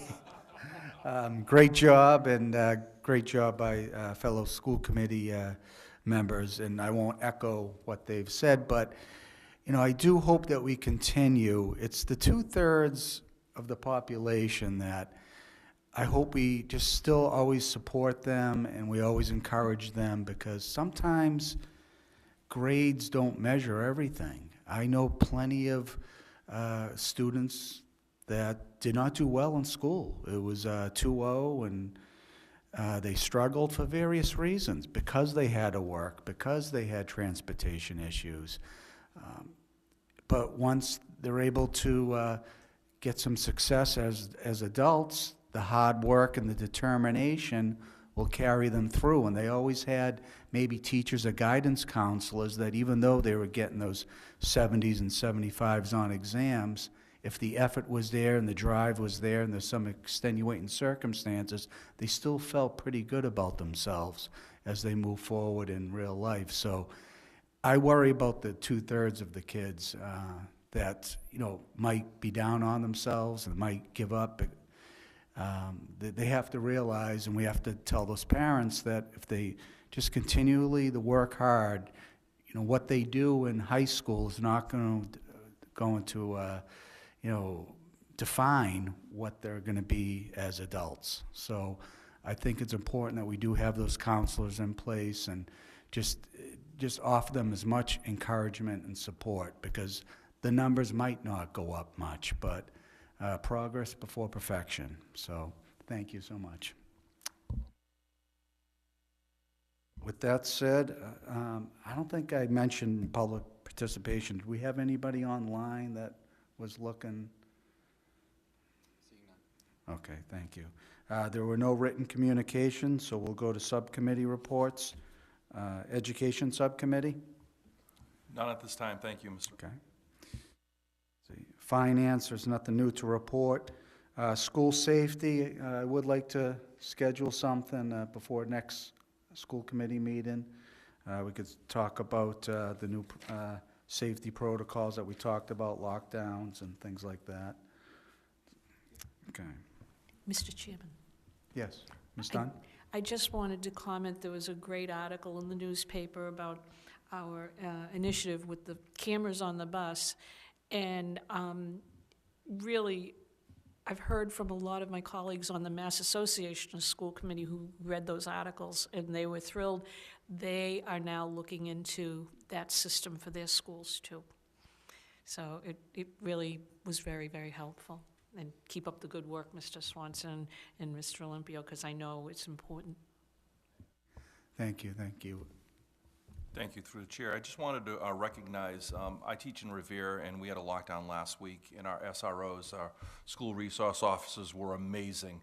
They made everyone feel safe, they did their job, and I know here in Peabody we've invested in SROs, and hopefully we do so more in the future, because they're such a key component to our education and obviously to our safety. So I just wanted to point that out. Thank you. Thank you, Mr. Amico. Let's see, Athletics and Wellness? Thank you, Mr. Chairman. I could talk about the successes that we're experiencing in fall sports, but I usually do that every 2 weeks, so I'm going to take on something else tonight. This past Friday, we hosted the Peabody Tanners football team hosted the Beverly Panthers, and I asked Dr. Vidala if we can suspend the entry fee for senior citizens. And that was done for one game, and I appreciated that. And I'd like to, before I make any motions, ask Dr. Vidala as to the financial consequences of the suspension or not collecting the entry fee from senior citizens for that game. So I can say that that game was very well attended, and the gate took in more money than we have probably in 3 years. So I don't think it's a negative impact. I think it's a positive part to our community, and I think it's a wonderful idea, and I'm fully in support of any motion that you may make tonight. Thank you, Dr. Vidala. So with that, I mean, we're all working, we're all getting COLAs and getting raises, hopefully, and things like that, and we feel the pinch at the supermarket and at the gas pumps, and you know, heating season's coming and all that stuff. I don't see any need to collect $7 from anybody over 60 years old. So I'm going to make a motion. It sounds like with the support of the superintendent that we, and we can do it for this season and review it when we take up the budget, you know, and make it part of that. But I'm going to make a motion to waive the entry fee at football games at Peabody High for anybody over the age of 60. So moved. Second. Mr. Amico, on the motion? Would you amend it? Obviously, we can't do anything in regards to playoff games because that's MIA, but just for regular season games. Yeah, yes. And did you say 51? Age 51? Oh, 60. Joe, you still have to pay. All right. Mr. Swanson? Did you? No, I appreciate Okay. it. I think to the committee, I think this is an awesome idea. I sit in those stands every home game. The people that are coming back are alumni. They are people that have played on that field in the past. They're passionate about our city, and they're supporting our young folks. So getting them in that stand and keeping them in the stand, I think as long as they take that money and spend it at the concession stand, even better. So no, I fully support this. I think it's an awesome for our citizens. Ms. Dunn? I'm really glad to see that we'll go back to that. That was always a long-standing policy for the district where senior citizens didn't pay or they paid a different rate. And I know it was changed, and few years ago when things were tough, but I think it's nice that it will go back to the way it used to be. Okay, we have a motion on the floor. What's that? Second. Second, yeah, Mr. Amico, second. Roll call vote? Mr. Swanson. Yes. Mr. Olympio. No, sorry. Mr. Hockman. Yes. Mrs. Carpenter. Yes. Mr. Amico. Yes. Mrs. Dunn. Yes. Thank you, That'll conclude this report. Hockman. Okay, Quality and standards, Ms. Dunn? Thank you, Mr. Chairman. The Quality and Standards Subcommittee met this evening. On our agenda, there were some items we were unable to accomplish because of time, and we will continue with them. But we are going to continue working on the anti-bullying policy. If any of you can recall, we did start that at our day away, and the subcommittee is just going to go over that and come to you with a completed product. We worked on the digital use policy and the empowered digital use policy, and we are going to finish those up to have them ready for first reading.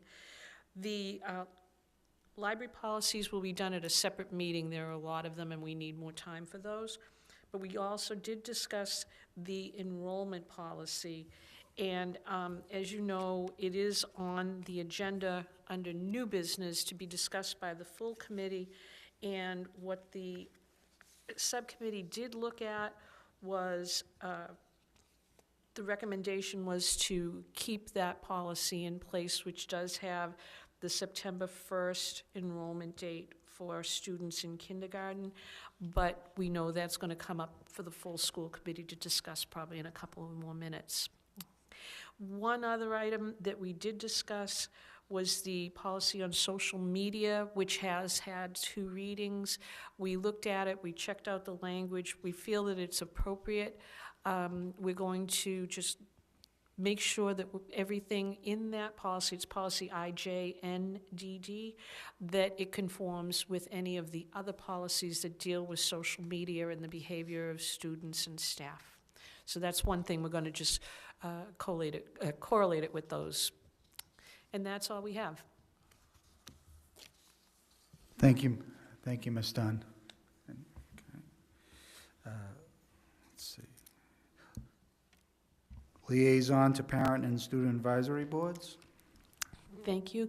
The Parent Advisory Board is meeting tomorrow night here at Higgins at 7:30. That will be following the meeting that's taking place for the center school community. So those members of the center school community can attend the meeting about the center school, and then if they want to come up, we'll be here in the library. The work that we'll be doing tomorrow night will be setting the year's agenda, finding out who the parents would like to hear from among our administrators, and we will set a calendar in advance for the following year. The Student Advisory Board, I've reached out to request that I could meet with the Student Advisory Board members and also with the Regional Advisory Council members, just to check in with them, to provide them with materials that MASC and the Mass Association of Student Leadership, I can't remember the exact name, but they have some materials for the students, and I'll provide those at that meeting. Thank you, Ms. Dunn. Buildings and grounds? Thank you, Mr. Chairman. There's a lot going on in buildings and grounds in this city, thankfully. So first, Ms. Dunn alluded to or mentioned, there's a center school informational meeting taking place tomorrow night here at the Higgins in the auditorium at 6:30. And I believe that most or hopefully all of the members of the center school building committee will be in attendance and available for questions from parents and information from the superintendent and from some others. This morning we did have a building and ground subcommittee meeting. Thank you to Mr. Swanson for attending. Mr. Amico was stuck in traffic or teaching a class or something at the time, so he was unable to attend. But one of the items we went over this morning was a request that was made by the McCarthy School. The McCarthy School made a request that the flower beds, or the gardening beds, I should say, at the entrance of the school, that the PTO presently maintains is too much for them to maintain. It's too difficult for them to maintain with the membership that they currently have in the PTO and they historically have in the PTO in that building. And they made a request that we blacktop it or cover it up. And we certainly all understand their plight and their plea and don't want to overwhelm anybody with anything. But at the same time, Ms. Dunn's reaction as I was looking at her is the reaction we all had. Once it gets blacktop or cemented, it's gone.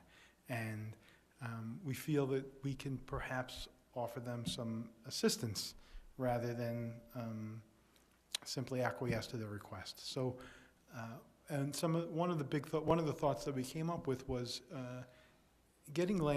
asking landscaping companies and businesses here in Peabody, and we all know that there are several dozen, to adopt a school. And we would agree to put some signage up for any landscaping company that adopted a school and did perform the labor. And we would, as a school department, out of the money that we set aside for maintenance and beautification, I would certainly support paying for the costs of the materials that they would use for that beautification. To the McCarthy School community that is listening tonight, I hope we are going to table your request for 2 weeks. And to the audience out there, if you know a landscaper, if you are a landscaper, if you're interested in helping beautify our 10 schools and wish to adopt one, please contact Dr. Higgins or Dr. Chase or Dr. Vidala or someone at central office and let us know who you are and how we can reach out to you and get you over to the school and get a site visit and see what it is that you think needs to be done. And let's start sitting down and talking to members of the community to help us in ways that will help. Walking into a school is an important thing. It happens every day, and it's nice when a student is greeted by a principal, right? They all feel good about that, and it's also nice to walk in looking at some beautiful grounds rather than shrubs that might be overgrown or leaves that aren't raked and dirt that isn't, mulched or planted. So I think that there's some significant value to it educationally as well as aesthetically. I think some social psychologists out there might agree with me. But in any event, in addition to that initiative, I hope, we did learn that there's a issue with the I don't know, we'll call it a shack, where the ticket takers or the ticket salespeople are at Peabody Veterans Memorial High School for the football games. And we talked about that a little bit this morning to the point that it's not usable, it's not safe to be used at this point. So Dr. Vidal will contact whomever needs to be contacted to get some repairs done there. I didn't bring up this morning, but I'll bring up now. I noticed that the light at the intersection of where the skating rink is on the high school that Ms. Carpenter has identified several times is still out. And it is dangerous. I've actually been there a couple of times late at night to pick up some skaters. And it's been dark, and it's particularly when you're coming through the high school campus, east, going westbound on that on the road through the high school, and when you have to make that turn, it's an acute angle, I believe, right? It's less than 90 degrees. Yeah, so it's a difficult turn to make without being able to see the roadway. So if we can maybe, I don't know who would fix that. Is it PMLP? Is it our staff? I'm not sure who it is. Maybe Ms. Carpenter can shed some light on it, no pun intended? No, all right. So, and then we have the walkthrough for the high school coming up before our next school committee meeting, so I know we're all excited for that. We'll have some leadership folks from the MSBA that'll be present at Peabody Veterans Memorial High School to look at the conditions there, and hopefully, I know the last time, not necessarily the same members of the team, but that team was up here, was when they visited the Welch, and they were able to identify deficiencies that weren't even listed on statements of interest. So I'm hoping they come here with those same glasses on, and that they are here, with the desire to work with us and partner with us and in getting a new high school and finding things that, they might find more important than we may necessarily have when we created or drafted the statement of interest. So I'm excited about that. I think that concludes the report, but I think Ms. Carpenter has something to add, and maybe Dr. Vidala if I forgot anything. Thank you, Mr. Hockman. Ms. Carpenter? Thank you. Through the chair, I wasn't going to bring this up tonight because I sent a personal email to Dr. Vidala, but since Mr. Hockman brought it up, it's here for me to discuss. The lights on Ferry Road. I think that Dr. Vidala will attest to the fact that I have been texting, emailing, and talking to him and Mr. Hafey and the mayor for a few years now about these lights. I went to the football game, and you're right, Mr. Hockman, they were not on. There's one on at the very closest to Lowell Street. People park on that road, students are there, the general public parks there, the overflow. They cannot see walking to their cars unless somebody puts their headlights on. It's extremely dangerous. And Dr. Vidala and I have discussed it, and I asked him the question, is this a simple issue of somebody not flicking a switch, or is there some real repair that's needed? In the past, when I've addressed this issue, repairs were needed, and I thought they were done because I have seen the lights on before. I researched some emails that we had in the past regarding many of the lights at the high school, and there was one in particular that said the repair to the lights on Ferry Road would be extremely expensive. I don't even know if they're broken. I don't know if they're just not on. So my question to Dr. Vidala was, how do they get turned on? Who maintains them? Do you know yet? Thank you, Ms. Carpenter. So Jim Hafey has shared some information with me. He is looking in to see if it's as simple as turning them on. From what I understand, when the lights are out and they're in the on position, it's not simply the bulbs, it's the underground wiring. And some of the conduits where the electricity is run has failed. And so it's the wiring underwood that gets water damage and shorts out, and so it's not as simple as replacing the bulbs, and I think that was where the costly piece was. I have him looking into if it's simply turning on, and so he's going to get back to me on that. And I said, let's get a price for fixing this once and for all, because it's been something that we've been talking about for 3 years, and it's something that certainly needs to be addressed. Thank you. I definitely would like this on the next agenda. Yep. And if it's as simple as a switch wasn't lifted, who's responsible for it? Who needs to turn the light on? And if they are truly broken, what is the cost to fix them? And I will make a motion, and we will identify money and get them fixed, because it is a definite hazard. Thank you. Thank you. Thank you, Ms. Carpenter. Ms. Dunn? Thank you, Mr. Chairman. Those lights, approximately the same age as the Welch School lights, which if any of you can picture them, they are very similar. We are having the same problem at the Welch School. This is a separate issue from the project because it was not within the scope of our MSBA project on the building, but it is being looked at. What I would like to suggest is the crew that they have looking at the Welch School, if we could possibly have them look at the high school. Could be two totally separate problems, honestly, but they're bringing people on property that are going to be able to evaluate the problem at the Welch. And it is so similar to the high school that I'm sure that crew would be more than willing to get paid more to travel up the road, about 4 miles, and look at another pile of lights.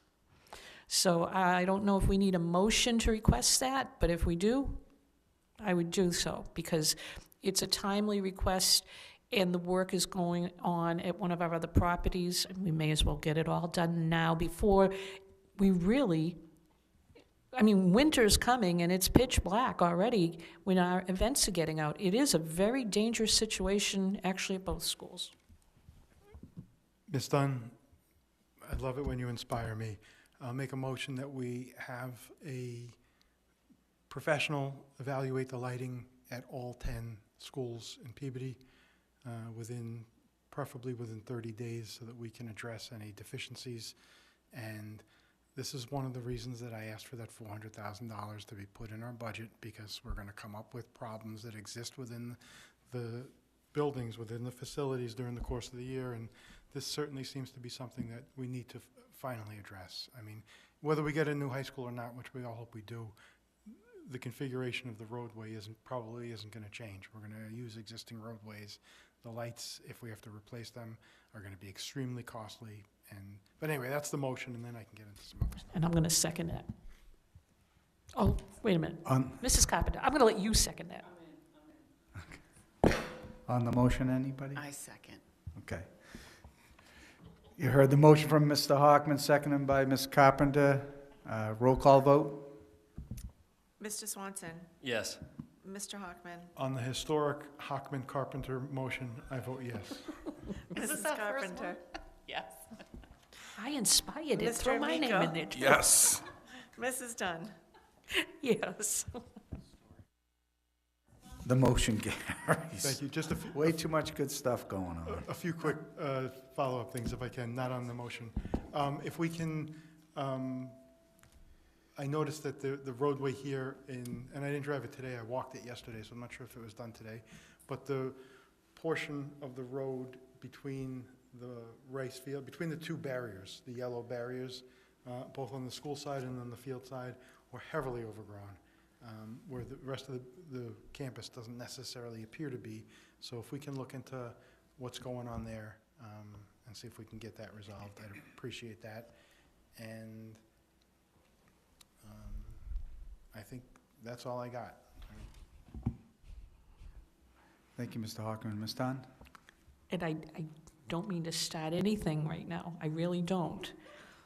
But I would like to point out that we just had two examples of why I'm sitting here saying I want meets and bounds and boundary lines and know what we're responsible for, and the blurring of the lines between school and city is what we were just discussing. Thank you, Ms. Dunn. Mr. Swanson? Thank you. Through you, Dr. Vidala, I apologize because I didn't bring this up this morning. Could we have the gutters looked at by the Brown as we come into winter? Make sure they're cleared. Thank you. Thank you. Only if our federal government could get this stuff done.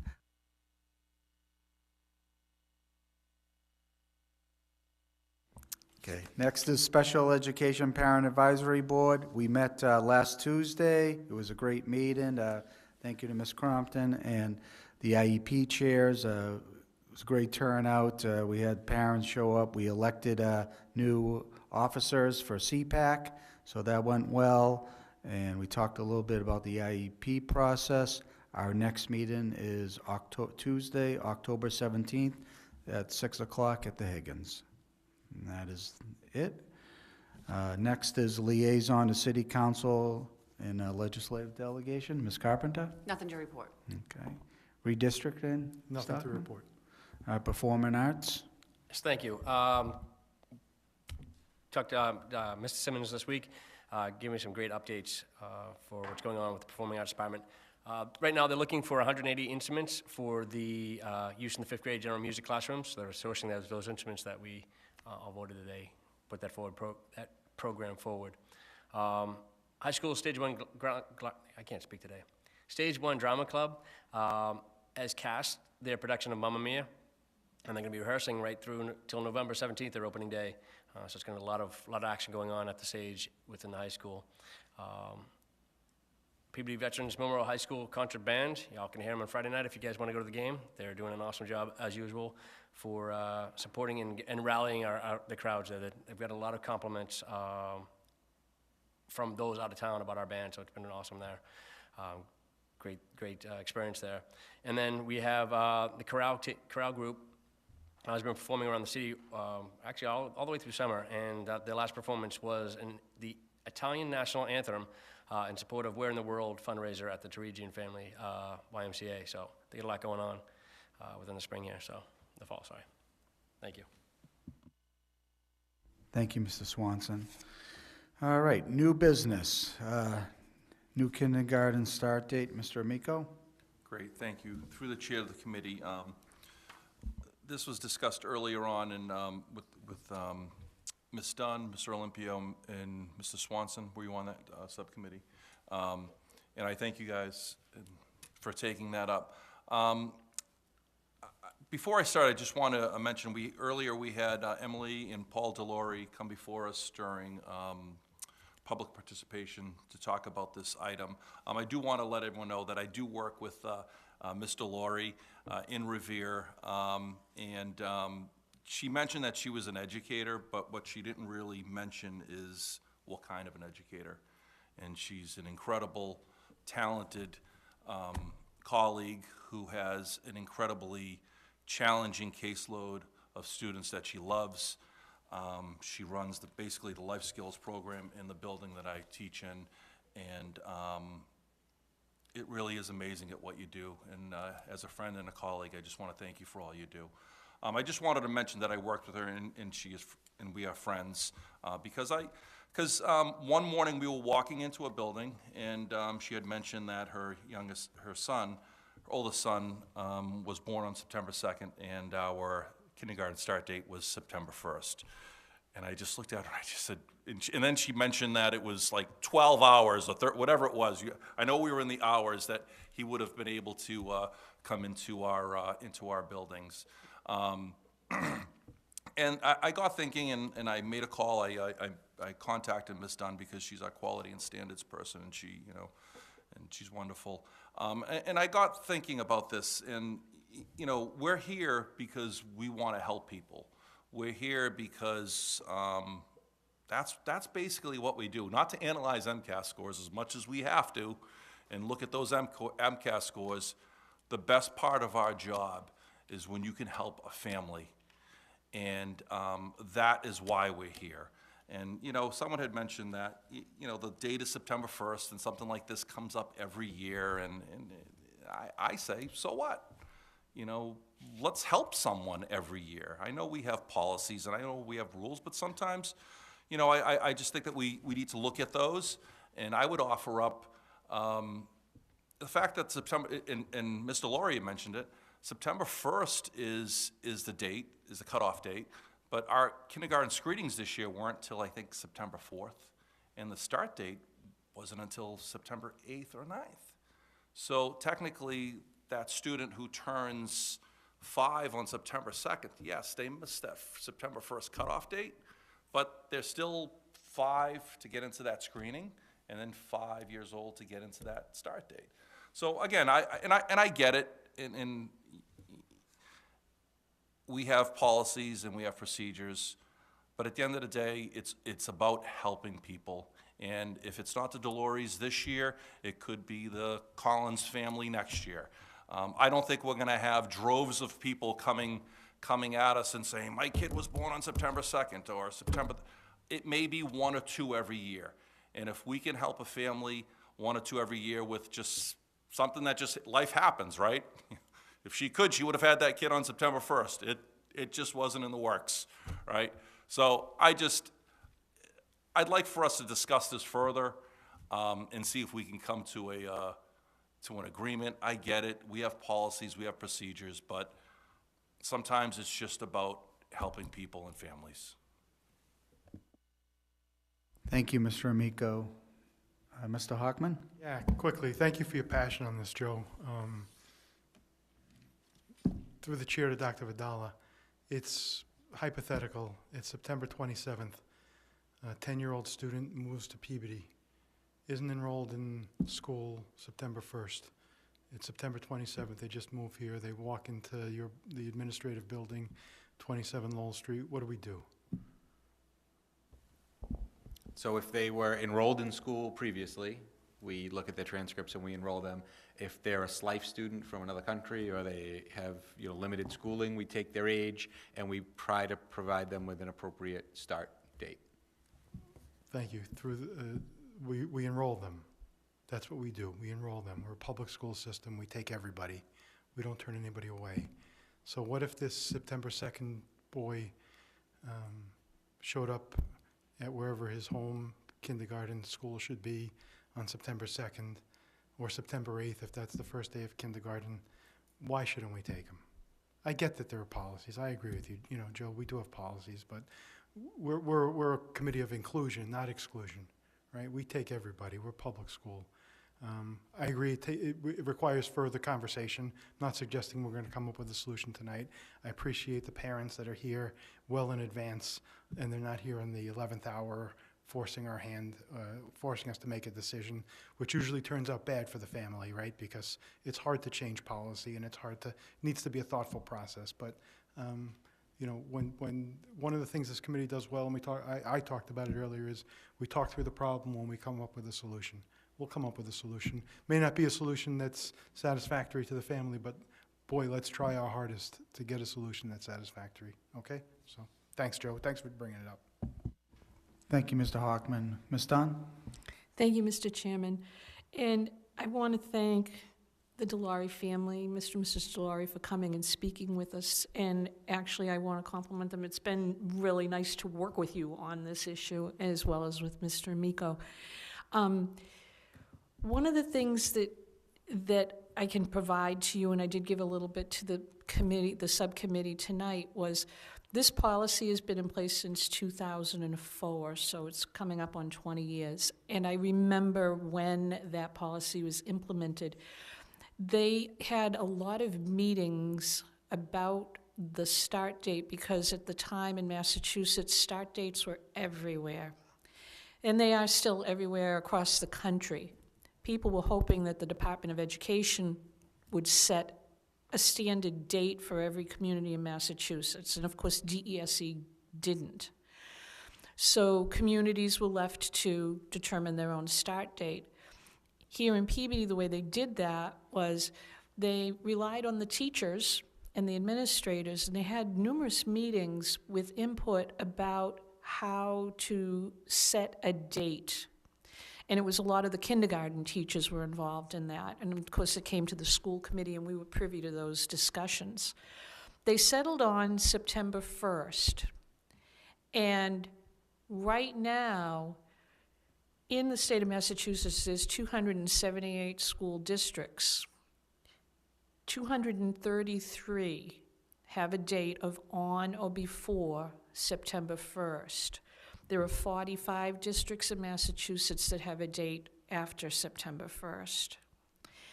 When the date first went in, there was a lot of consternation about the parents who wanted to enroll their students, and they were off by a couple days, a few weeks, whatever.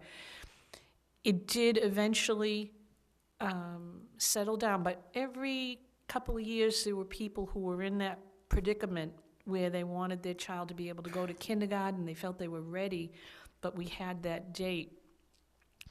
And I can honestly tell you the date was arrived at through a lot of high-level discussion among the people who really knew better than school committee or the general public on the reasons why they wanted September 1st. Now, Mrs. Delary listed a lot of good reasons why her son would be ready for kindergarten next year, and why it just doesn't sound right to have him go to Passos for 3 years in a row. But I do say that over those 20 years, as far as I know, there's never been a student allowed to enroll unless they were 5 on September 1st. Now, some parents have put their children in other school districts or other school programs, and then which presents the hypothetical that you gave to Dr. Vidal. If a student comes to our district from another district after completing a year of school, then we generally accept, if they passed that year in their district, we accept that and place them in that either that corresponding class or move them up. Is that correct, Dr. Vidala? Yeah.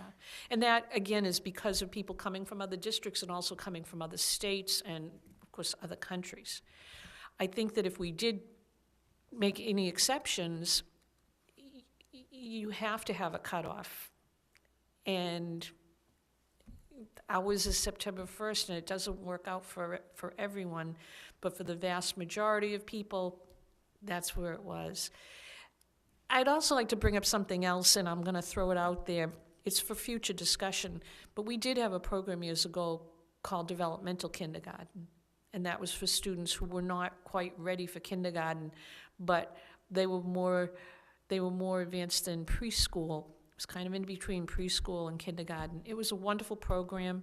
If you ever have the chance to speak with some of the long-term kindergarten teachers in the district, they will tell you how much they miss that program, how helpful it was to students, and how beneficial it was to the district. It's totally off topic, and I apologize for bringing it out, but then again, it is on topic because it was a solution for people who their student just wasn't going to be of age on that date. So I just put that out there for some historic background. Again, the subcommittee recommended that we keep the policy, but other than that, there's been some great discussion about this tonight with some good points. Thank you, Ms. Dunn. Ms. Carpenter? Thank you. We've talked about this a couple of times. I've been on the school committee for about 16 years now, and I've probably talked about it 16 times, whether it's on the floor or privately. The situation that I see is when you make an exception, it becomes another exception. I definitely appreciate the DeLauries coming to us with their situation, and I feel if that's granted, there'll be another situation where a child was born on the 3rd, and then we need to push it to the 4th, and it would go on and on and on. And I think the clear September 1st date is a good date. If you hear what Mrs. Dunn had said back in 2004, there was a lot of research put into it. I started on the committee in 2007, and in 2004, when those conversations came up, I was a parent who was looking at my son who would miss the cutoff date. And I did reach out to some school committee members, and I was informed of how it was going to be done. So I have 2 boys who are 6-year-old kindergarten children. And I will say that they too spent 3 years in preschool, and I'm an early childhood educator, and I do understand everything that you've said, and you're absolutely correct. Boredom is not good. Passos is wonderful. I don't think you'll have that situation. But I will tell you that there was a principal that sat me down to talk to me about my boys being 6 years old, and one of them could have, he has an August 27th birthday. Having an extra year of childhood is the most wonderful thing you're going to want to have, especially later on when they're seniors. And that's just the mother in me offering my personal situation. I really enjoyed my boys being older in school. But on a more logistical reasoning, this question comes up quite a bit, and I feel like we'll have it constantly, and we'll eventually be considering December and then January, and there'll always be somebody who's just going to miss it.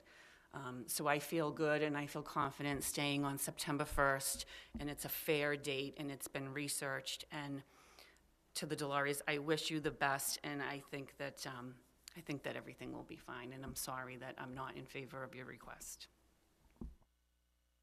Thank you, Ms. Carpenter. Mr. Hockman? Yeah, thank you, Mr. Chairman. I don't know that the DeLauries are, and I'm certainly not advocating for an exception. what I'm suggesting is this is the only grade level in public schools where there's a cutoff date. And while I appreciate that there needs to be a certain number of days that a child attends kindergarten to receive the value of it, like we've all talked about pre-K and why it's not universal yet, God only knows. But what I'm saying is that why do we have rolling and we don't tell a fifth grader stay home till September 1st next year, and then you can start fifth grade, even though you completed fourth grade at a Lynn school or wherever you went to fourth grade. We don't say go home for a year, except for kindergartners. And I'm saying, and I'll advocate, and probably make a motion at some point, which may fail or may succeed, whatever, the will of the committee is. That's how we live. But why don't we have a policy that allows for rolling enrollment in kindergarten, and any kid that enrolls, maybe after, January 1 needs to complete kindergarten again, right? So that we recognize that 4 months of kindergarten isn't sufficient, perhaps, and that they might need to re-enroll in kindergarten for the following school year. But why are we not providing them the opportunity to be a part of our school system and the value of our talented teachers and staff? And if it's a question of it's going to disrupt classrooms or it's going to perhaps exceed contractual limits and we need to hire another teacher, well, we do that for fourth grade. We do that for seventh grade. We do that for 10th grade, right? We don't shut kids out. And I don't know, I appreciate the history, Mrs. Dunn. I don't know who these, vaulted people are who were commissioned in 2004 to come up with this policy or this recommendation. They may have been highly qualified teachers. They might have been highly qualified administrators, but they were probably using blackboards, and we certainly wouldn't suggest that our teachers use blackboards anymore.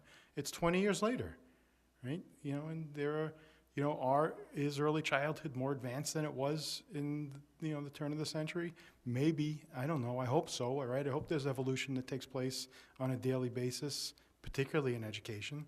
So our kids that are, 5 on September 27th, I think I threw that date out there, so I'll try to be consistent, that turn 5 on September 27th, are they more equipped to enter kindergarten at that point than someone that was 5 in 1980 on September 27th? I don't know, but I hope so, because I hope that we're improving education on all levels, and I hope that the kids, I don't want to take the Delores on a case-by-case basis. I appreciate what their son's accomplished and what they're able to tell us that he's accomplished. I'm sure they haven't told us about tantrums he throws when he's unhappy, right? Because he's a kid, and that's, he's a human being, and we all have good points and bad points. But the point of it is why have an arbitrary enrollment date for one grade and not for everybody else? And maybe there's an educational response to this or an administrative response to this, and we can go through that conversation. But short of that, I want to, again, I want to include. I don't want to exclude. Thank you, Mr. Hockman. Mr. Amico?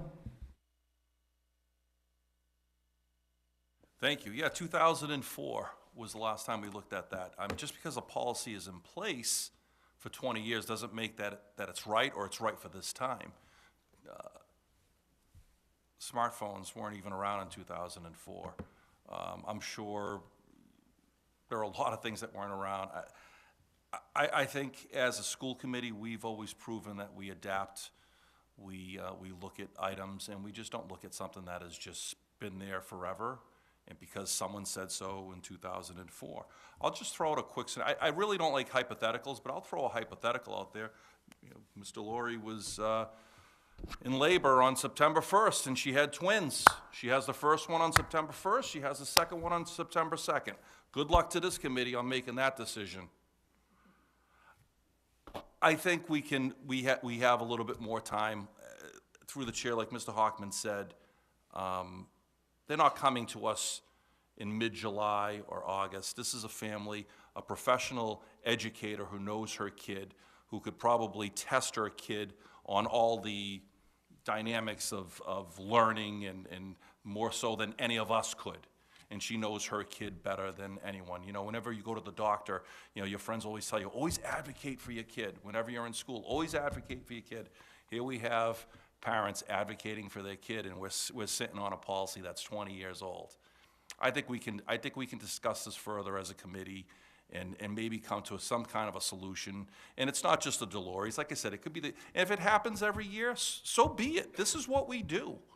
This is what we do. We solve problems. We help people. This is not glamorous. We're not in DC. Thank goodness.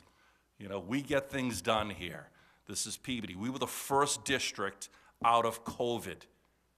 Okay, everyone else was not coming in. We were the first district. I'm confident in this group that we can come to some kind of a solution. And if not, we'll have great discussion over it.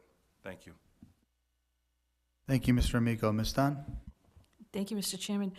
Just to let folks know, much of what we've discussed now is what the discussion was like 20 years ago, and there was even talk of rolling admissions where there would be a new class of kindergarten students who would start in January. They actually did consider that. And one of the reasons they just stuck with the one date was because they didn't want to run, another session of kindergarten. Just that I'm not sure of what it was. It wasn't a philosophical thing. I think it was something to do with staffing and space and, all the things that go into deciding when people would have a class or where it would take place. But I also know that one of the other discussions about not integrating students like in the middle of the year was because of the curriculum. And it could be at that time because the number of students, it's in a file somewhere downtown or up at the Kiley, but they had the numbers of how many students would be affected. And it was an issue about curriculum. And if I can recall back when our kids were in kindergarten, kindergarten was kindergarten.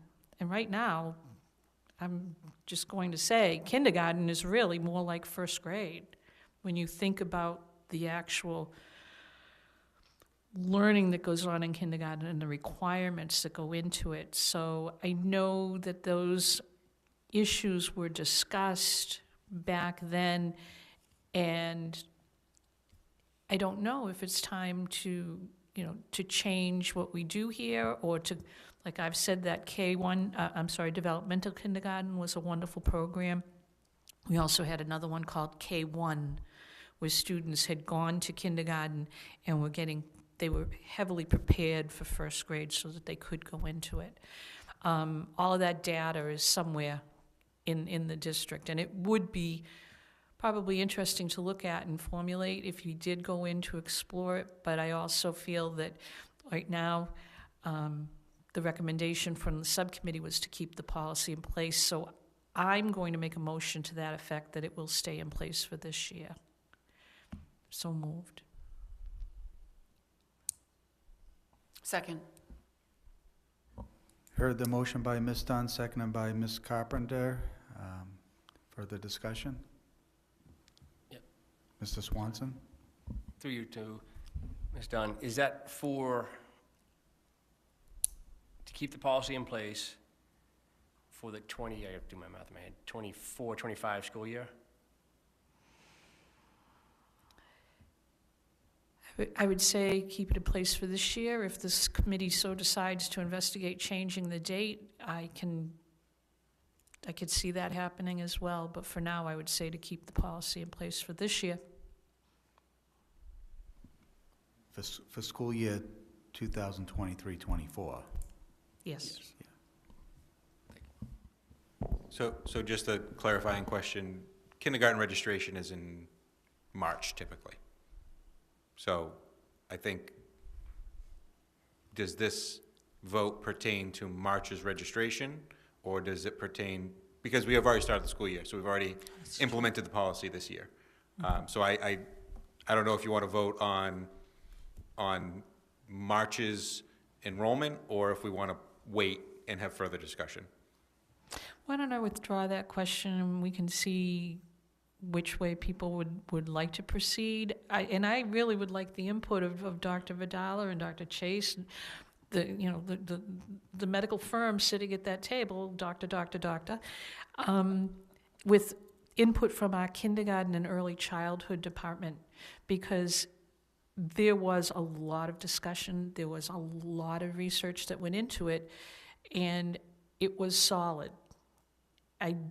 Personally, I don't think that their reasons would have changed because they were based on good education and pedagogy and child development.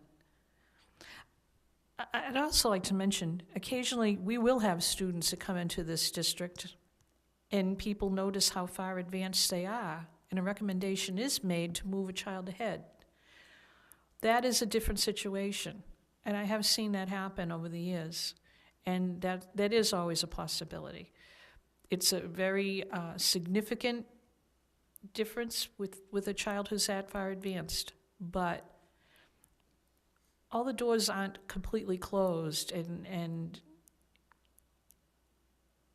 this was done for a reason. So I will withdraw the question, the motion.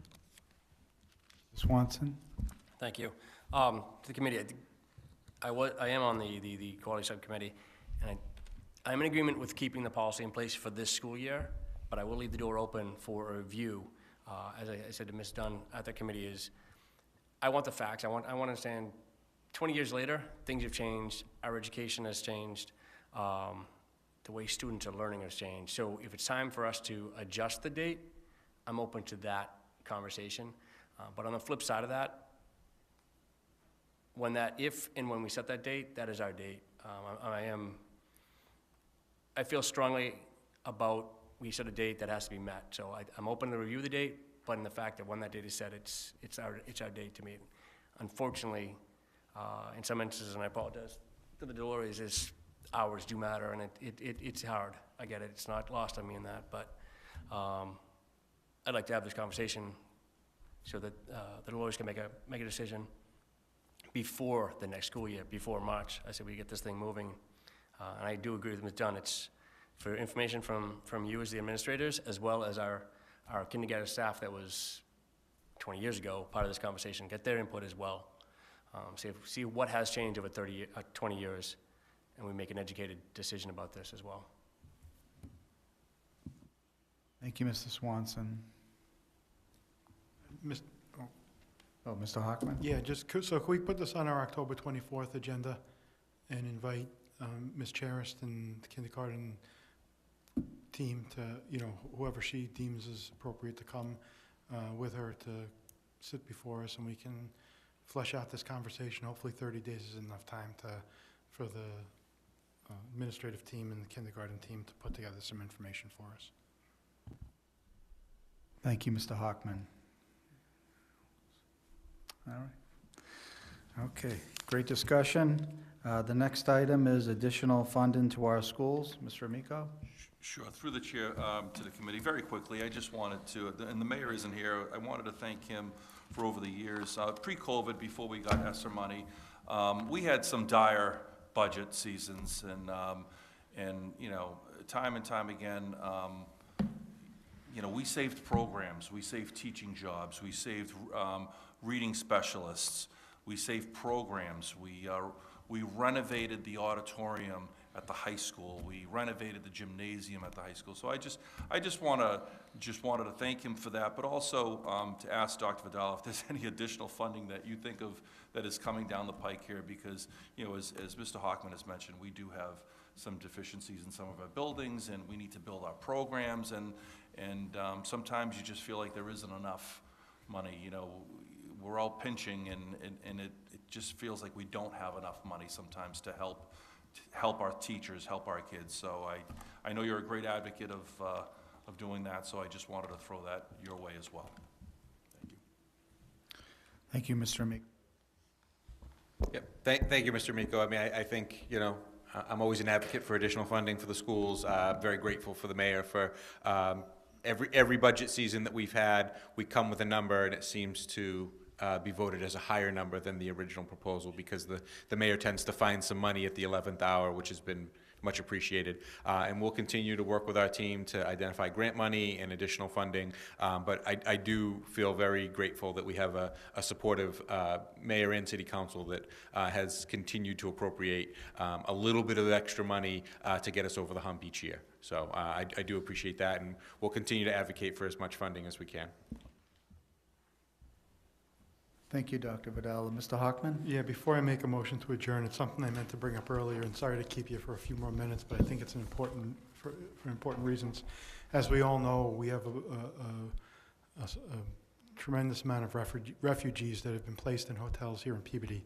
And from my understanding, and I got some at least secondhand confirmation today, the kids who were enrolled in programs in our public schools and that are living in hotels that don't have any extended family here and don't have any resources here are being excluded and prevented from using facilities within those hotels, specifically swimming pools and play areas, and they're told, I believe that they're being told to stay in their rooms. There's been a tremendous community effort to rally around these families and these kids in particular to provide them with food, to provide them with access to the YMCA and some other things. What I'd like to see the school department do in response to this is to provide transportation when available at no cost to any of these families, obviously, and to open up schools to allow these kids to use gymnasiums and, in the nice weather now, playgrounds. We should be providing transportation on a scheduled basis for these kids to go to elementary schools, if they're elementary age, to use playgrounds and run around and be kids and have fun. Ms. Carpenter said it well. You know, they get old too quickly, and being a kid is a very short period of time. And they're already scared, and they're already displaced, and they're already experiencing a lot of social and emotional issues, Dr. Higgins. And we need to do what we can to make it a better experience for these kids in particular. Parents have their own struggles and their own reasons, and I don't understand necessarily the politics of why these refugees were placed in Peabody and supports weren't put in place beforehand. And I'm not going to get into that because I fall on a different side of the fence when it comes to that. But when it comes to kids who, with no fault of their own, are placed here and then told that they're not permitted to use facilities that kids should use, we need to step up and do something. So I implore you, Dr. Vidala, to make every resource that is available within the Peabody Public Schools available to these children so that they can have as normal of an experience, whatever that means, as they possibly can. And tell us what we need to do to help. If we need to make motions, if we need to knock on doors or make phone calls to other city officials or other department heads and step over boundaries and step on toes, I think most of us are happy to do that, if not all of us. Just tell us what we need to do, please. Thank you, Mr. Hockman. All said. Thank you, Mr. Hockman. And I'll just briefly say, we do have 60 students that are living in the hotels that were placed in Peabody. It's not uncommon across the Commonwealth, but Peabody is one of the places, along with Woburn, Salem, and some other neighboring towns throughout the Commonwealth. So I have been asked to be on a task force from the governor's office as the representative on the North Shore.